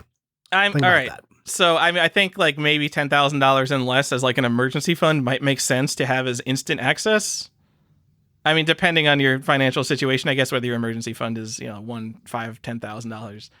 But like all your rest of your... So, I don't want to throw anyone under the bus. Let's say I knew someone who had, let's say, $150,000 in a savings account, and I convinced them to put that perhaps somewhere better, like the stock market or something. Anywhere, like literally anywhere. And look, you can still there are still accounts you can buy that you can get where you'll have access to your money, like a higher yield savings account. Even if I'm just saying the basic savings account or checking account, like your checking account is for your everyday funds that are going out and a cushion, right? And then have a savings account that you can like get to, but like really, okay, we're getting into personal finance. Really, you should be using a credit card, okay? You should be using a credit card for your day-to-day purchases. Why? One, you're going to get points. Two, you're going to maximize the protection of your money and of your goods, right? But here's the caveat with that. You can't incur debt. You have to pay it off every month. Never, ever, ever, never, ever pay an interest fee to your credit card company. Never, ever, ever. Never. Like that should be your goal. Like if you get charged interest, you lost the game.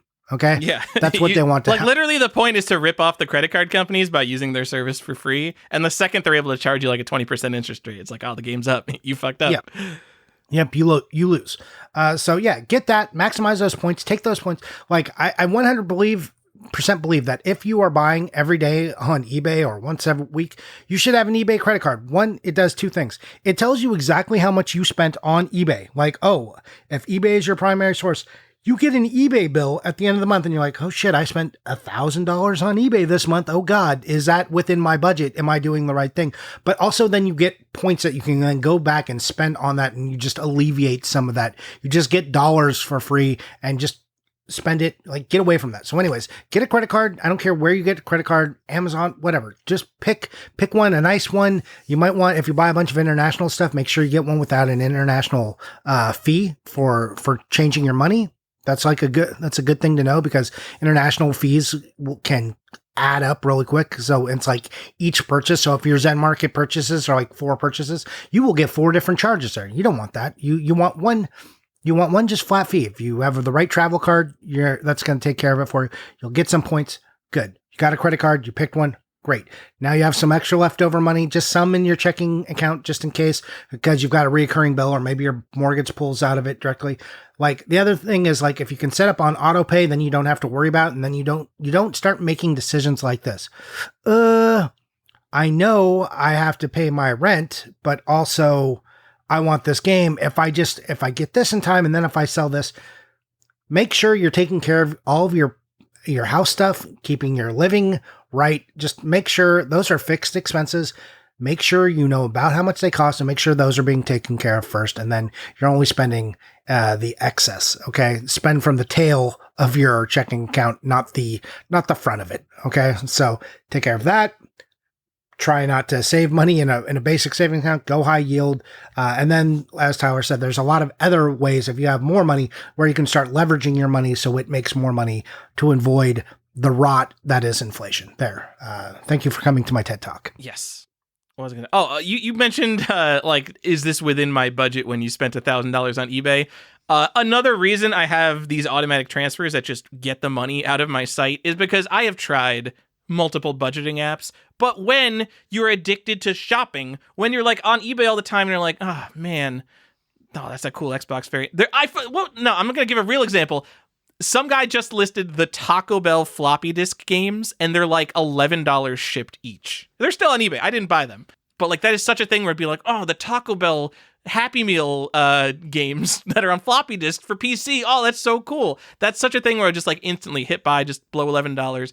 And there's no way I'm gonna be like, let me bring up you need a budget on my iPad and start fucking moving money around that to make sure that $11 purchase is accounted for. Fuck budgeting. I'm never doing budgeting. That's why I need to use like this brute force system of just getting the money out of the you see it, you spend it account.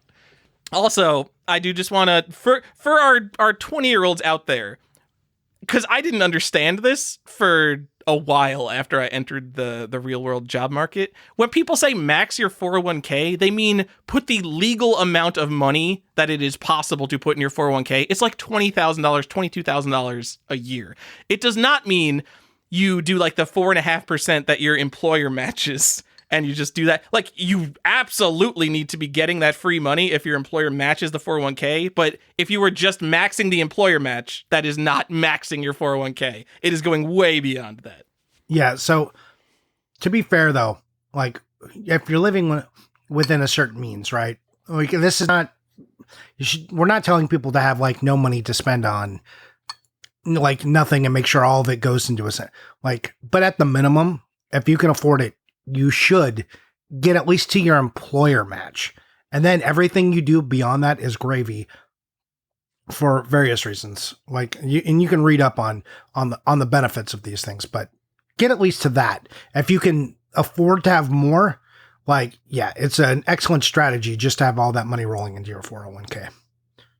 So the problem is, Johnny, since I'm going to die young, apparently, I'm never going to get to use that 401k money. And I could be getting dopamine instead of just wasting money and putting it in an account I get when I'm old and hate life. All right, Johnny, that's our personal finance talk. Thanks for listening to the Collector's Quest podcast. Yeah, and also maybe check out, before you max out your 401k, you should see where you can best leverage your money. Just because there's a lot of different opinions on that. And we are not financial advisors, and this has not been real financial advice. This is just what we've done. I mean, people say that in all their videos. Don't, because I think they have to. I mean, yeah. Don't pick stocks. Don't pick some weird investment. Don't buy fucking cryptocurrency. Just like literally, there's a reason people just buy S&P 500 and total stock market index funds. Like it is the easiest, lowest fee thing you could possibly buy in a Vanguard account. You just automatically transfer like however, I don't know, it could be $250, it could be $1,000 every month, and just throw it in there, and then you get to see that grow, and it's exciting. And like literally, Heritage Auctions just had a. I try to get as much money out of my account as possible. Like over time, I've kind of ramped up. Like probably every 6 months, I go and I tweak my percentages just to get like as much money out, so I spend less money on video games. 'Cause, Johnny, I spend too much money on video games. But Heritage Auctions just had their complete in box showcase, whatever auction, like stuff for normal people. This isn't like $10,000 seal stuff. There was like just some cool complete in box stuff that I wanted to bid on, and I 100% would have bid on more stuff if I saw more money in my checking account. So as bad as I am at buying stuff, my advice for myself does work. Yep.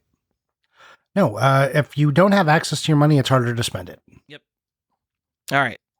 Anything else we got about not buying video games on just a podcast for collectors? No.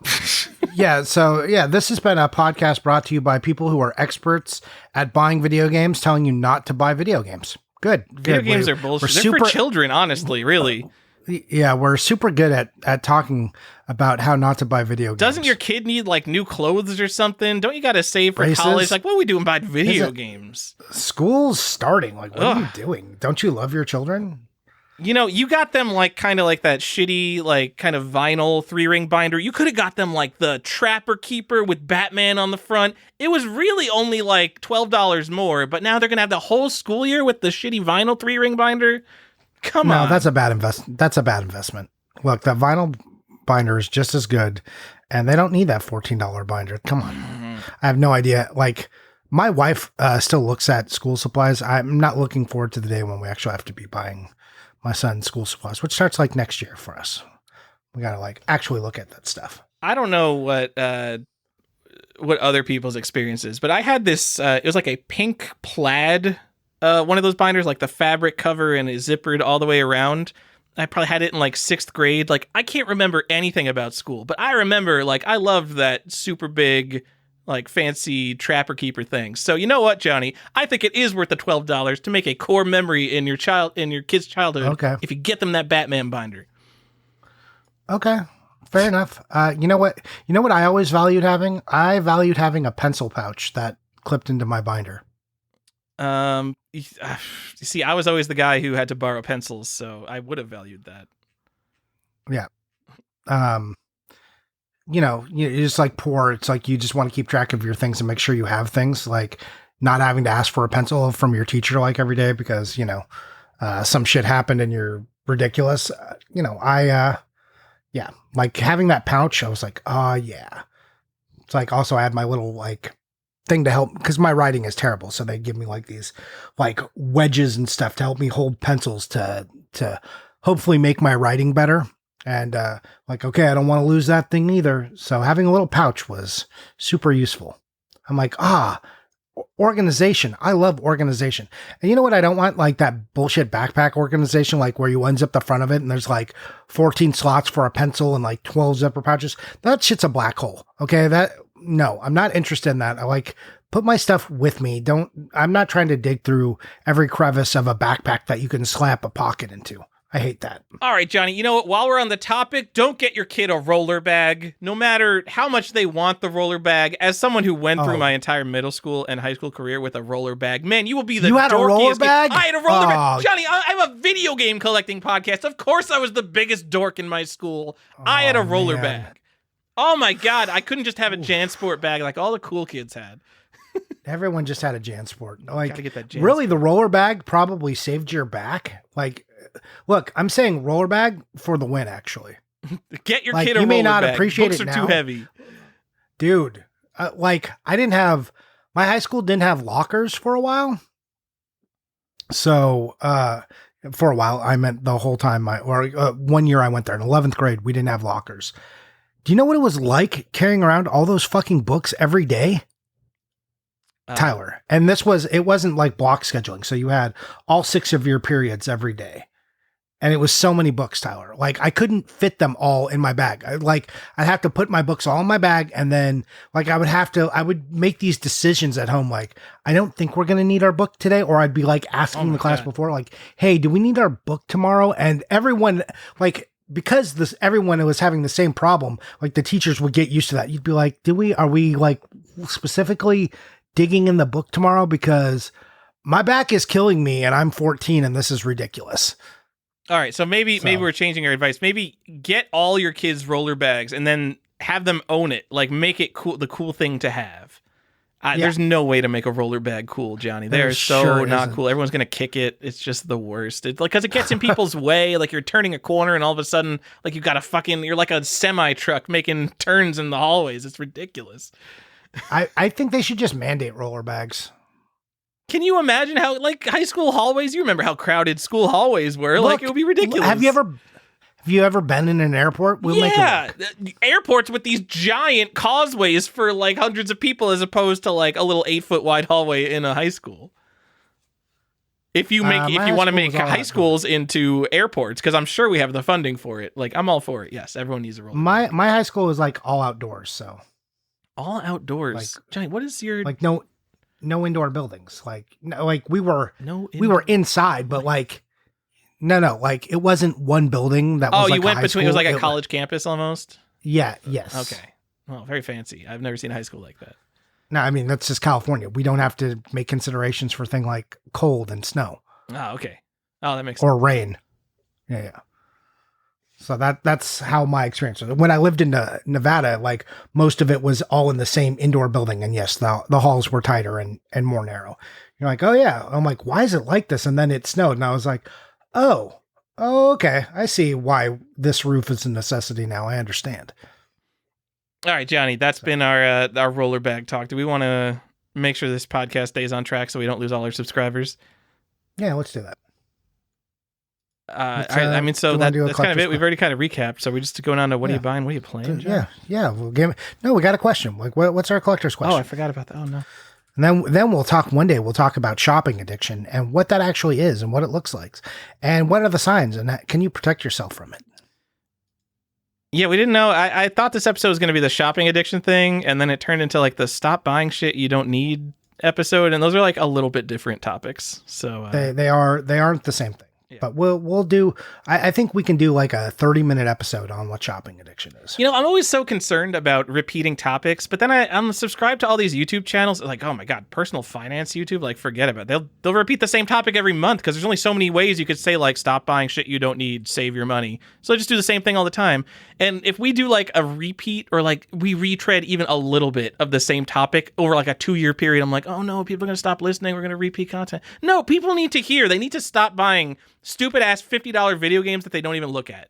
Like, you need to stop doing that. If you're an NES collector, I don't give a shit. Just don't buy that Super Nintendo game. All right. Collector's question, Johnny. Oh, we need more collector's questions. This is a call out to everyone in the Discord. Go post questions in the Ask the Podcast thing so we get some more. Shackfish6 asks, how do you tackle your backlog on playing games? Is it methodical or just based on current interest? Backlog, like I ever get there. Give me a break. If I don't beat it in that session that I'm playing it, I'm probably never coming back to it. My backlog of games, if my interest and my ability to play games were like the games I was interested in, if that was equal to the games I played, I would never get anything done. So I accept that certain games are just going to be games I'll play and are easy, and I don't worry about backlog unless I actually really care about it. So I don't even consider myself having a backlog. I've got like, these are 2 or 3 games I want to play. And that's like really it in my time frame. Like I haven't started Tears of the Kingdom. I imagine one day I'll play this. Tyler, in the beginning of the show, you mentioned like, oh, people aren't talking about it. That was like a thing I had to break myself of. Like other people's interest in a game is not equal to my interest in a game. So me enjoying a game is not, I don't have to have a conversation. It's nice if I can, but that's not, I don't need that to enjoy a video game. I'm enjoying a video game because it's a video game and hopefully it's great. And if not, then I just like, also, if I'm not enjoying a game, I'll just stop playing it. Like, oh, I'm done with that now. I'm not going to do it.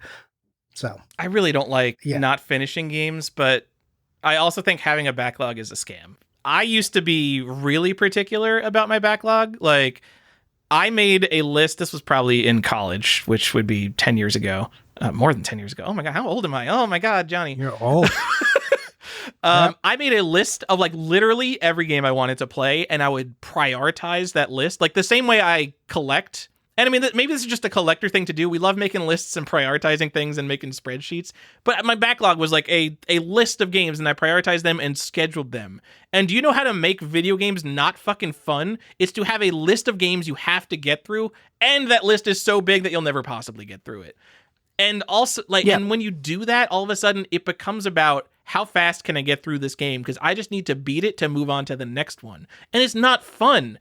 Like, Divinity Original Sin 2 is not one of my favorite games of all time because, like, I blazed through it and just did, like, the main quest. It's because it's a game that actually was fun for me to go and explore every little nook and cranny for 200 hours. Because it's a game that I actually wanted to do that, not a game that forced me to do that. So when I have a backlog, it makes me want to play through games faster. So I've just completely ditched my backlog. I play whatever I want to that single day and nothing else. And you know what? Use that same logic when you're doing Steam sales. Talking about buying stuff you don't need. This fits into the episode, even if it's not collecting. Don't buy games on Steam sales unless you are going to play them like that week. If you're buying games to stick in your backlog and you're like, oh, I don't know, Half-Life 2 is only $2. Like, that's an important game. I'm probably going to play that one day. No, just don't. Because you know what? You're going to buy 10 times more games that you literally never play. So just go the day you want to play Half-Life 2, just go buy it for full price. It doesn't fucking matter. You will literally save money by only buying games that you're playing that day compared to like piling this stuff in your backlog. That's Steam's whole business model, is to get you to buy video games you won't play. So just stop doing it. Buy games for full price and then actually play them. And they won't be full price because by the time you get to it, they're going to be on sale anyways. They'll be discounted at some rate. Right, yeah, and like, exactly. Like you probably have, there's like 100 games on Steam that you're like, oh, I could probably get around to that one day. And when you're in the mood to play a new video game, like a couple of those will be on sale. So just buy those. This is excellent advice, but it also, I think, applies for just regular games that are being released. You're like, oh man, that PS5 game came out and I really want to play that. It's like, I'm going to buy it because I know I'm going to get to it one day. Don't. It's like, it's going to be on sale. Just like, don't buy day one unless you have to. Unless you're really concerned about first prints, unless that stuff is like really embedded in your brain. And this is like a collector, like for physical games, like they're going to go on sale. Steam stuff. Like, you don't even have to worry about the print. So just like, don't ever do that. It's great advice, Tyler. Yeah, I have a non-collector friend who really hammered that into me with the Steam games. He's just like, I was like, oh, you buying stuff in the Steam sale? He's like, no, just like, fuck off. Like, if you want to play a multiplayer game with me, Tyler, I will literally just sit down and buy it. Because I will be spending less money than you digging through deals, trying to find the best deals on shit. So like, anytime someone wants to play a multiplayer game with it, it's like, oh yeah, I have it. I'll just fucking buy it. All right. So yeah, neither of us really big on backlogs. Like you said, they are a scam, 100%. It's mental baggage you don't need to carry. Put it down. You'll feel lighter and better. Yeah, like I played through Cruelty Squad now multiple times, and like I wouldn't have done that if I felt like there was another game that I had to get to on my backlog. But I was having so much fun that I'm like, oh, I can just play through this game a few times because this is something I'm interested in right now. Yeah, games are fun. Games are fun. It's crazy to think about. Yeah, prioritize having the fun. Like right now, like I was really going hard at Star Wars, and then my buddy, he's a huge Diablo fan. He's like, I really want to play Diablo, and like, yeah, I want you to play Diablo with me. It's like, okay, so that's just what I've been playing, and that's why people are like, oh man, you've been playing a lot of Diablo. It's like, yeah, it's because I'm hanging out with one of my best friends while I do it. Like whatever, we're having fun together. Like you can just do that. You can do it. It's fine. I'll get back to Star Wars. It's fine. I'm not worried about it. And if I don't, who cares? It's fine. Just have fun. That's what it's for. All right. The Fleo asks, Johnny, Tyler, congratulations. You win the Powerball. Your life is now on cruise control, and you no longer need little dopamine hits. How are these questions so topical to this episode? What happens to your hobby? Do you fall out of love? Do you go deeper? What changes? Did we answer one like this? I think we've answered one. Oh my God, just like answer this. The question, Johnny. It doesn't matter. Oh, 3 years ago, we got a similar question. What if everyone listening to this has listened to that episode? Oh, I just like, we repeat ourselves a lot, so I just worry about constant repetition. Tyler, you know what I would do if I won the Powerball? I would become so ridiculous because here's the beauty of it. Because my family is then 100% up. I never have to worry about what I'm spending money on. It just like 100% doesn't matter, right? So I become more ridiculous than I even am. Like I do like Last Gamer where he builds like this thing. I told you, I'm building a whole weird warehouse connected to the back of the house with just shelves of every system, every library. And I'm just like, yes, look at it. I'm buying so many games. And then like, I'm going through it and I'm buying as many sealed Super Nintendo games as I can to like open them and like look at their contents. No, because we have like celebrities, like pretty rich celebrities who, what's the rapper guy? Post Malone spent $2 million on the stupid Lord of the Rings Magic card. And there are like, dentists, fairly wealthy people buying sealed video games, but like as an investment because they think they'll be worth more in the future. What if someone just like came into the hobby with like absolute billionaire fuck you money and just started opening all the sealed games just for their own enjoyment? That would be some real chaos in the hobby. I would love that, dude, Johnny. I would like for Super Nintendo games, and I'd just be like, all right. And then I would have someone whose job is just to be my archivist and like train to my specifications. And then I would just be making big lists. Like it would just be ridiculous, Tyler. It's like, oh, I never have to work again. So this becomes my job. My passion just like, all right, well then we're going to get weird, where I'm just going to get weird and all my weird specifications. Yeah, it's going to be nutty. I mean, yeah, I'd like to think that I would get deeper into like, making lists, sorting out data. Because I'm like, I wouldn't need to work anymore, so I could do what I like. Yes, we could hire people.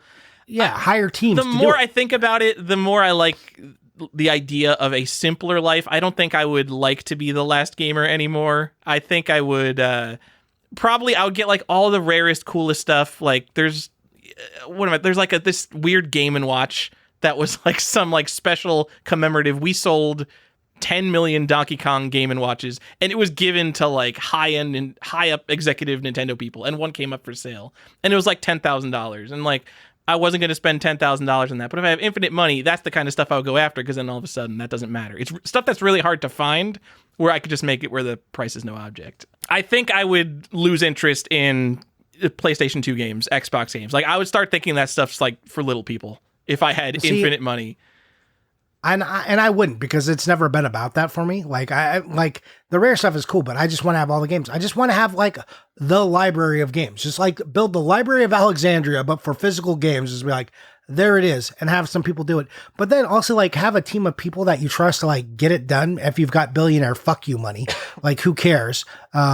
Like again, people don't understand exactly how big $1 billion is and how inexpensive games actually are in a grand comparison. Like, just fine, do that. And then I'll go travel and people can just send me reports and I can like look at my app and be like, oh yeah, it's like, oh, what did you do? I traveled for 180 days out of the year. And then I was 180 days at home. And while I was home, I did some video game stuff for like 90 of those days. Like just, yeah, your quality of life would just be insanity because you could just do whatever you want.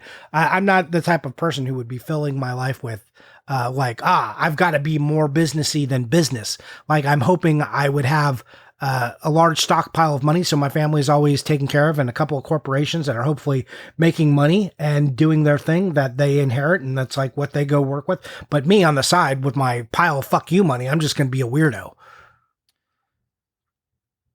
So my favorite movie is There Will Be Blood, which is about an oil baron who ends up in a huge mansion surrounded by shit, but he has so much money that nothing matters to him anymore. If you're a boomer, it's basically Citizen Kane. So I'd be worried about like if I literally have the money to buy every video game, like that is 100% down the path where I'm surrounded by literally every possible physical object, and like I'm just the sad billionaire who has lost touch with reality and has no friends and like has abandoned his family in pursuit of physical objects and things like that. So but see, that's why you hire a team. And then it's not like, look, it's like your passion being executed by others. It doesn't have to consume you. You just get to go in and like have a meeting once a week and consult and then move on. Okay.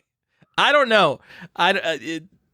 Someone give us $1 billion. Like it would be really fun to see what happens. Like, yeah, how much of it am I even spending on games? Like, I guess once you're a billionaire, like it doesn't really matter a lot of things that you spend money on. But like, we'll see. No, I mean, lottery winners go broke by just partying. So I would be very, very cautious about that. Well, that's why I said, like, look, you have to like bury some revenue streams. Like, okay, here's where I'm putting a large portion of my money. It's going into investments. It's going into this. We're buying stuff that makes us money. We're investing enough that, this stuff over here is being taken care of. And now you're wasting money over here. Like this is your waste pile. And if you go through it, then you have to stop. But you're probably never getting to that point because $1 billion is not $1 million. People losing $10 million is not like losing $1 billion. People are like, oh, Elon Musk lost so much money.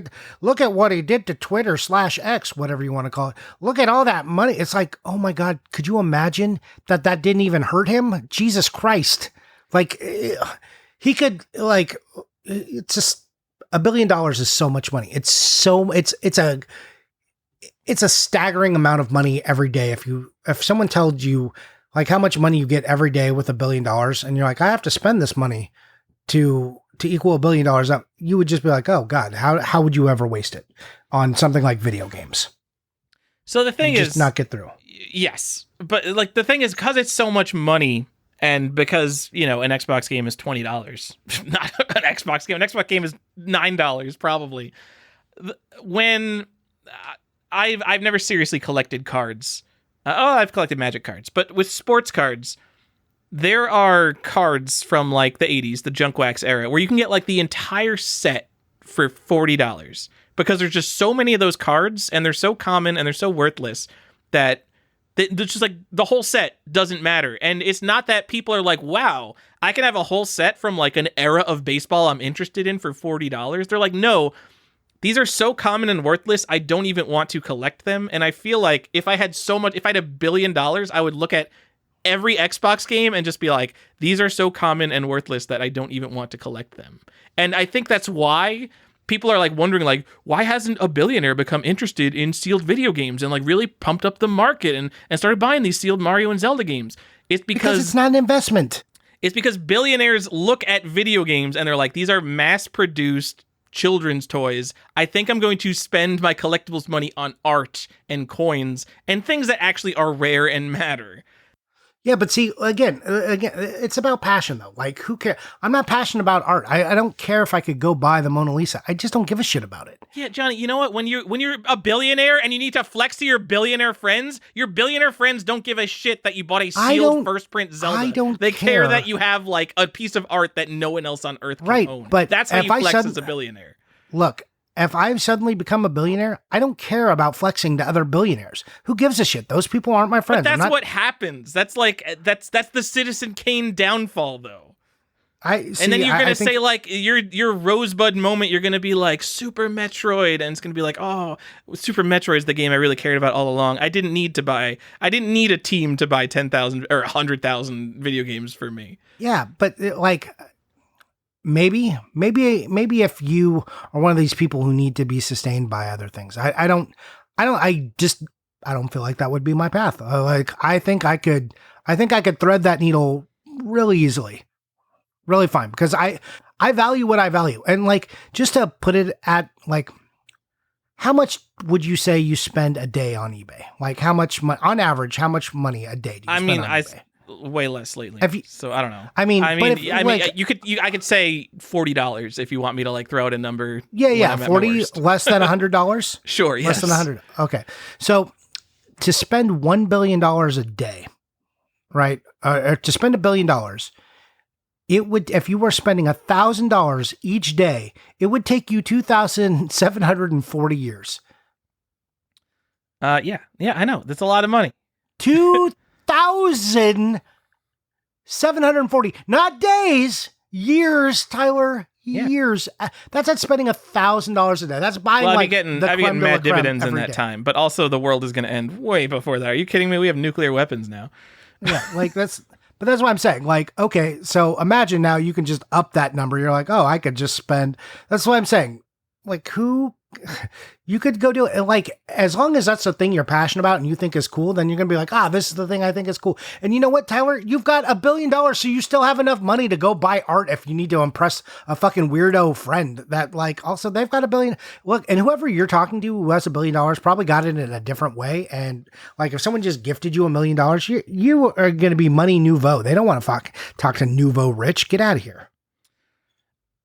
So that's true. Maybe $1 billion gets you into the door a little bit more than being. So on Succession, one of the funniest lines in Succession is, $10 million. You don't want $10 million. That's like too rich to be poor and too poor to be rich. But I feel like maybe $1 billion opens some doors and gets you into cool kid clubs. Even if you're nouveau rich, there's probably a bunch of like tech people and crypto bros that started with nothing and became billionaires from like stupid tech things. You'll break into those groups.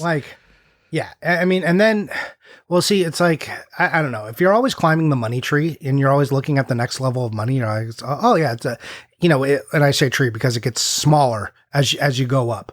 Then you get to the $1 billion size, and then you realize you're not even the top of the tree. There are upper branches still above you, and it's just like, some people in the world have too much money. This is ridiculous. And that's what I'm saying. If I have $1 billion, I can afford to go be fucking ridiculous.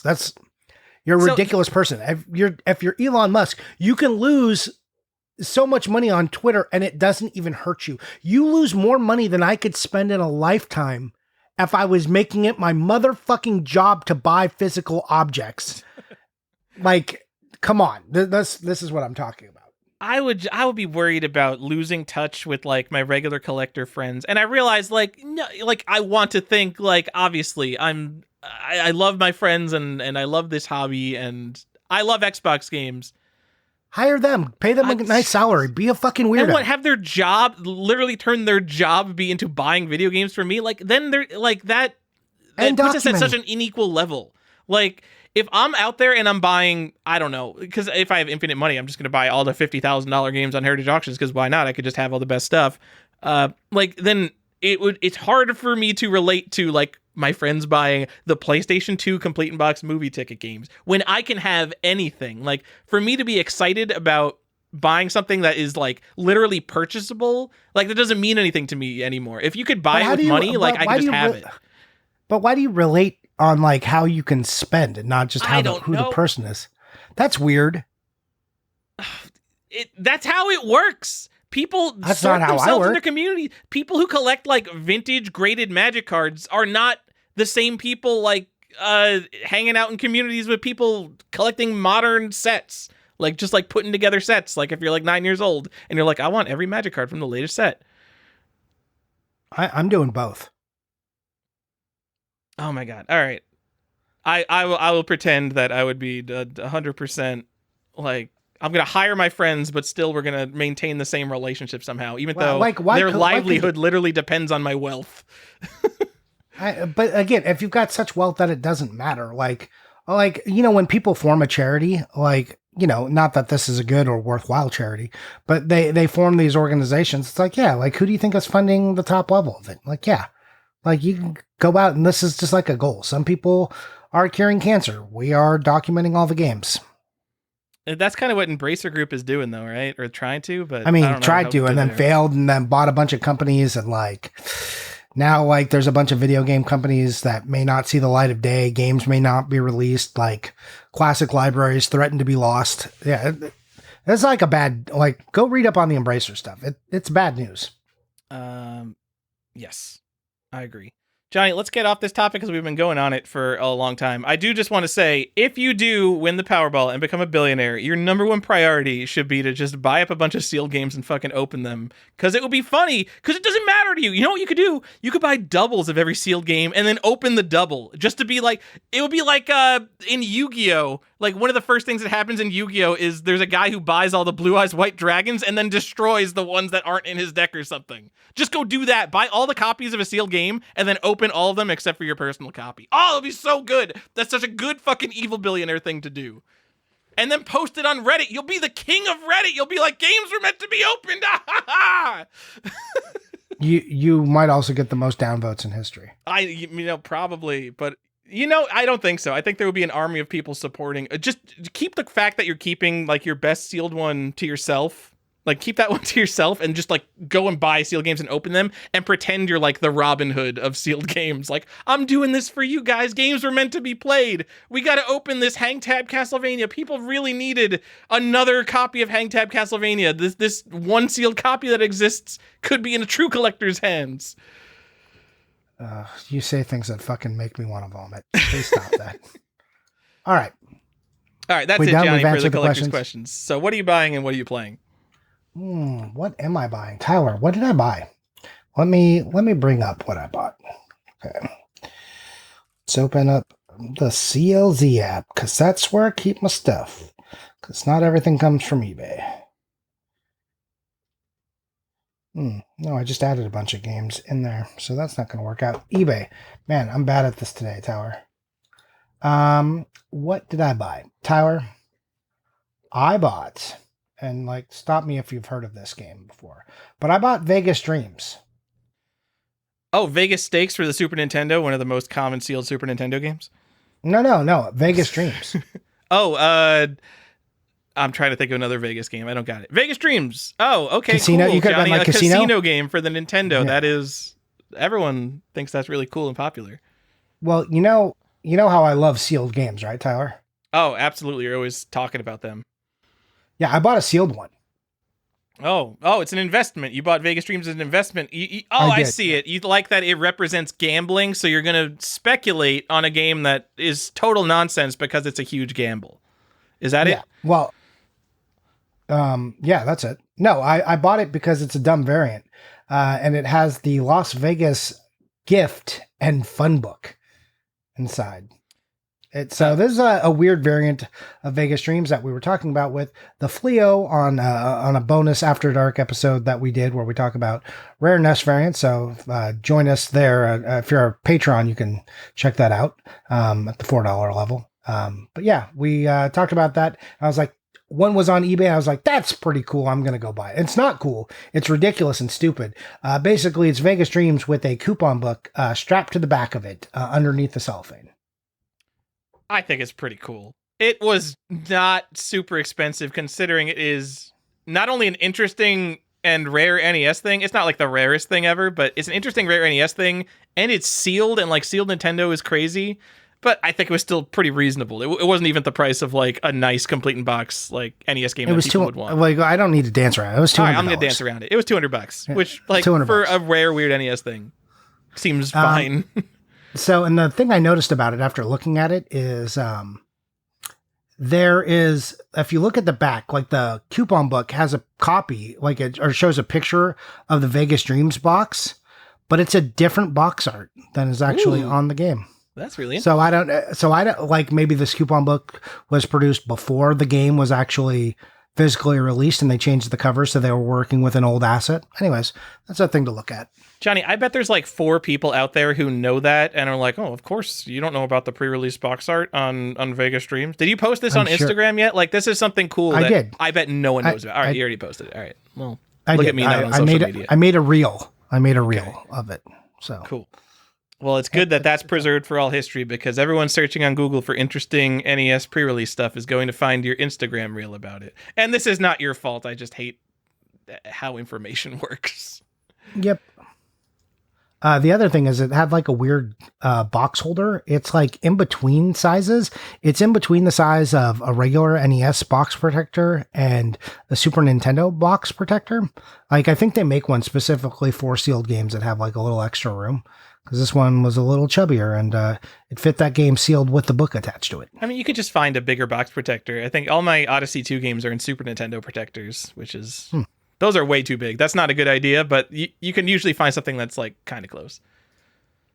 Anyways, that's like the main thing I bought. I like, what else did I buy? I bought some Halloween stuff. You want to hear about the Impatient, a game I bought for the PS4. It's a PSVR game that I'm probably going to talk about on the Halloween episode. Sure, I bought one of those. Great. All right, there you go. That's what I bought. What'd you buy? Oh, I tell you what I play. I've already told you. I'm playing Diablo still. That's just Diablo. All right, you know, I'm playing Diablo too. Let's talk about it. Johnny, I think there's like 200 or 400 quests in Diablo. I know I've complained about this. Johnny, the video game world has moved on. I don't care about fucking anything happening in Diablo 4. How? Okay. This game's budget, like, this must have cost like $100 million to make this game. I don't understand why it still has such throwaway quests and throwaway content in a world where we have like The Last of Us 2 and Divinity Original Sin 2 and like, I don't know, I haven't played Red Dead Redemption 2. I imagine like the side stuff is so detailed and meaningful in that game that people want to experience it. Whereas everything that happens in Diablo 4, I don't fucking care. Oh, there's a demon. Oh, I blow them up. Like, yeah, that's what I'm here in Diablo for. But what did that $100 million go to if all of the accoutrement around it doesn't fucking matter? I don't know. I get really tired. It's like the same quest. The dungeons always have like the same 3 like events inside of them. They're like, oh, I can't do it. My friends, they didn't make it. Or there's like some ghost. It's like, oh, my soul is being eaten. Help me, protect me from these. And it's like, okay, I will. And then you kill them, and then the soul is like, ha ha ha! I tricked you. They were they were the only things holding me back. You freed, and then you just kill it, and you're like, okay, cool. I knew what was going to happen. I wasn't like, please stop with your maniacal laughter. Not only was I expecting this, I've done this 400 times already. Just hurry up and do your thing so I can kill you. Like, I already know what's going to happen. I wish I could just vanquish you now and save myself the time. Yeah, anyway, I think it's super boring. Johnny, name 2 cities in Diablo 4. What's your favorite city, actually, you know? What's your favorite city? Favorite city is, so I do this on purpose to my friend because he doesn't like it and now it's become amusing, is I always call the cities the wrong names. Like Kovasho or Kovashad, I like call Kovasho or Kosovo, just dumb stuff. And he's like, what? But Kovashad, just the beginning town, is my favorite town. And then my least favorite town is, of the major cities, is Gaekul or whatever. It's like Gaekul. It's the desert one in the lower left-hand corner of the map. All right. I can't name 2 cities. Like, I recognize Kovashad or whatever, but like I feel like it's all just like, here's another place to go. Here's another hub, and it's got, you know, your armor, your blacksmith, your potion guy. They don't though. In fact, the layout's like the reason I always just go back to because the layout is so simple and clean there. Absolutely. Like the fact that you could teleport between them all, like, why would I go to the city that doesn't have one of the vendors? Like, I'm just going to go back to the main city. Yeah, it's like I always wish. I mean, even of the main cities, sometimes the layout is dog shit. Like the one in Hawazar, like the swamp area, their main city. Like, you have to, like, run down steps to get to certain things. It's like, I don't want to fucking do all this. Like, get out of here. And any town that has, like, a thing where you have to climb down a cliff I'm like, I don't want to do it. Like, I have to dismount from my horse. Fuck off. I'm not doing that. And just, I mean, I'm comparing it to Diablo 2. Like, how many people are going to, like, Diablo 2's praises have been sung, but Diablo 2, the base game, so it has 4 acts, 6 quests per act. So it has 24 quests. So kind of every quest in Diablo 2 matters, and half of those are side quests, like optional things. So there's really more like, you know, probably 15 quests that really matter. So you remember every single quest in Diablo 2, whereas in Diablo 4, fucking nothing matters. Like, maybe you remember one cool boss fight, like one cool quest, but there's so much extra cruft around it that is just like, well, it's a Diablo game. We know you need to be here for 400 hours, so here's more of this. I don't know. It's just frustrating to me.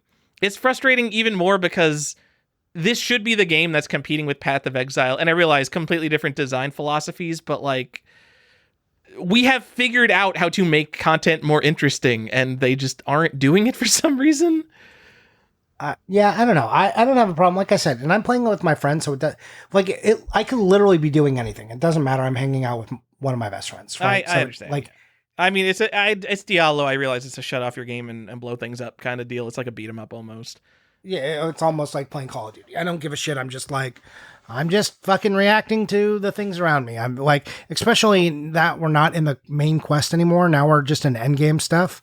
You know, it's like, who cares? Like, what was our goal? It's like, all right, well, let's get to world tier 4. Okay. So we can start getting ancestral gear. All right. We're doing it.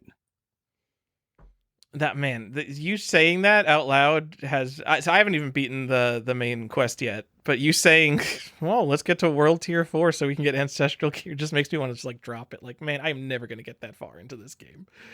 But I just want to beat it just to like beat the main quest to at least like, maybe I right now I'm at the point where like I'm a sorceress and I'm running out of mana just casting my main skill. So I know there's going to be a point where the game gets more fun. I know Path of Exile, I didn't think that game was fun until 50 hours in. So I want to get over the initial hurdle to make sure I'm not dismissing it too early. Because, you know, I do love Diablo. So I think like one, sorcerer is kind of a hard class to play, and like the mana thing is like real, but like, unless you're like really optimizing your builds or like knowing what you're doing, like having a goal, like you can run out of mana like pretty fast. Like right now I'm running a rogue. I ran a necromancer. The rogue is like night and day compared to the necromancer. Cause like in the main world, whatever it's called, I forget. There's like the seasonal realm and the eternal realm or whatever. So my eternal realm character before they brought in seasonal content, it's necromancer. That fucking guy moves so slow. It was so slow. no movement speeds at all, and you're just like, at least the sorcerer's got some movement speeds. But you start playing a rogue, and you're just like, I just move really quick, and this is great. Now I'm having a lot more fun now because I'm moving, and this skill regenerates my mana, so I'm always fucking doing something. This is great. It got a lot better. Yeah, I regret not picking a rogue. I know that would be. That's how I like to play those games. I like playing as fast as possible. The reason I picked Sorceress is because, again, I'm used to Diablo 2, where a Sorceress is by far the fastest character because of teleport. But in fucking Diablo 4, the teleport cooldown is like 10 seconds. It's like, oh my god! And I realize that cooldown comes down with like gear and stuff, but like it's like 7 seconds now for me. It doesn't make combat faster. Anyway. We talked about Diablo 4 enough, I think. There's probably a lot of people who don't care who are not playing Diablo 4 right now. No, they're like, oh my god, these guys are doing it wrong. They don't even know. Sure. Johnny, let me talk to you about something that a really important piece of history, a game that probably everyone has played or everyone has played a variant of. And of course, Johnny, I'm talking about Bejeweled. You've played Bejeweled, or you've played Candy Crush or something. I've played Bejeweled. So I know that Bejeweled was released sometime in the early 2000s. And this is a thing you've been after for a long time. Bejeweled was originally a web game. And if you look at like these weird like PopCap history articles, or if you look at Wikipedia, which I realize is always wrong, Bejeweled had a physical release as Bejeweled Deluxe. And if you go on eBay, this is like a game that it was sold at Walmart forever. There's going to be literally like 100 copies of Bejeweled Deluxe. And you turn over the back of the case, and you'll see different copyright dates. It'll be like 2005, 2006, 2007. I'm pretty sure the game came out in something like 2001, or I forget the exact date. But everything on eBay is definitely like some weird late print. I don't even know what an early version of Bejeweled Deluxe looks like. So I just had this save search forever, and I don't know what I'm looking for. But I'm not like throwing my time into the void. I know there is a version of Bejeweled that was released on zip disks. And if you don't know what zip disks are, it's almost like a hard drive that goes in a proprietary drive on like your 1999 computer. This is not a format that games were ever released on. This is such a strange release. And so I'm like, if I can't find the earliest release, at least I could find the fucking zip disk release. And no, I did not find that, Johnny. I gave up. So I'm giving up my search for the earliest version of Bejeweled. And instead, this might be the earliest version for all I know. I bought Bejeweled and Alchemy.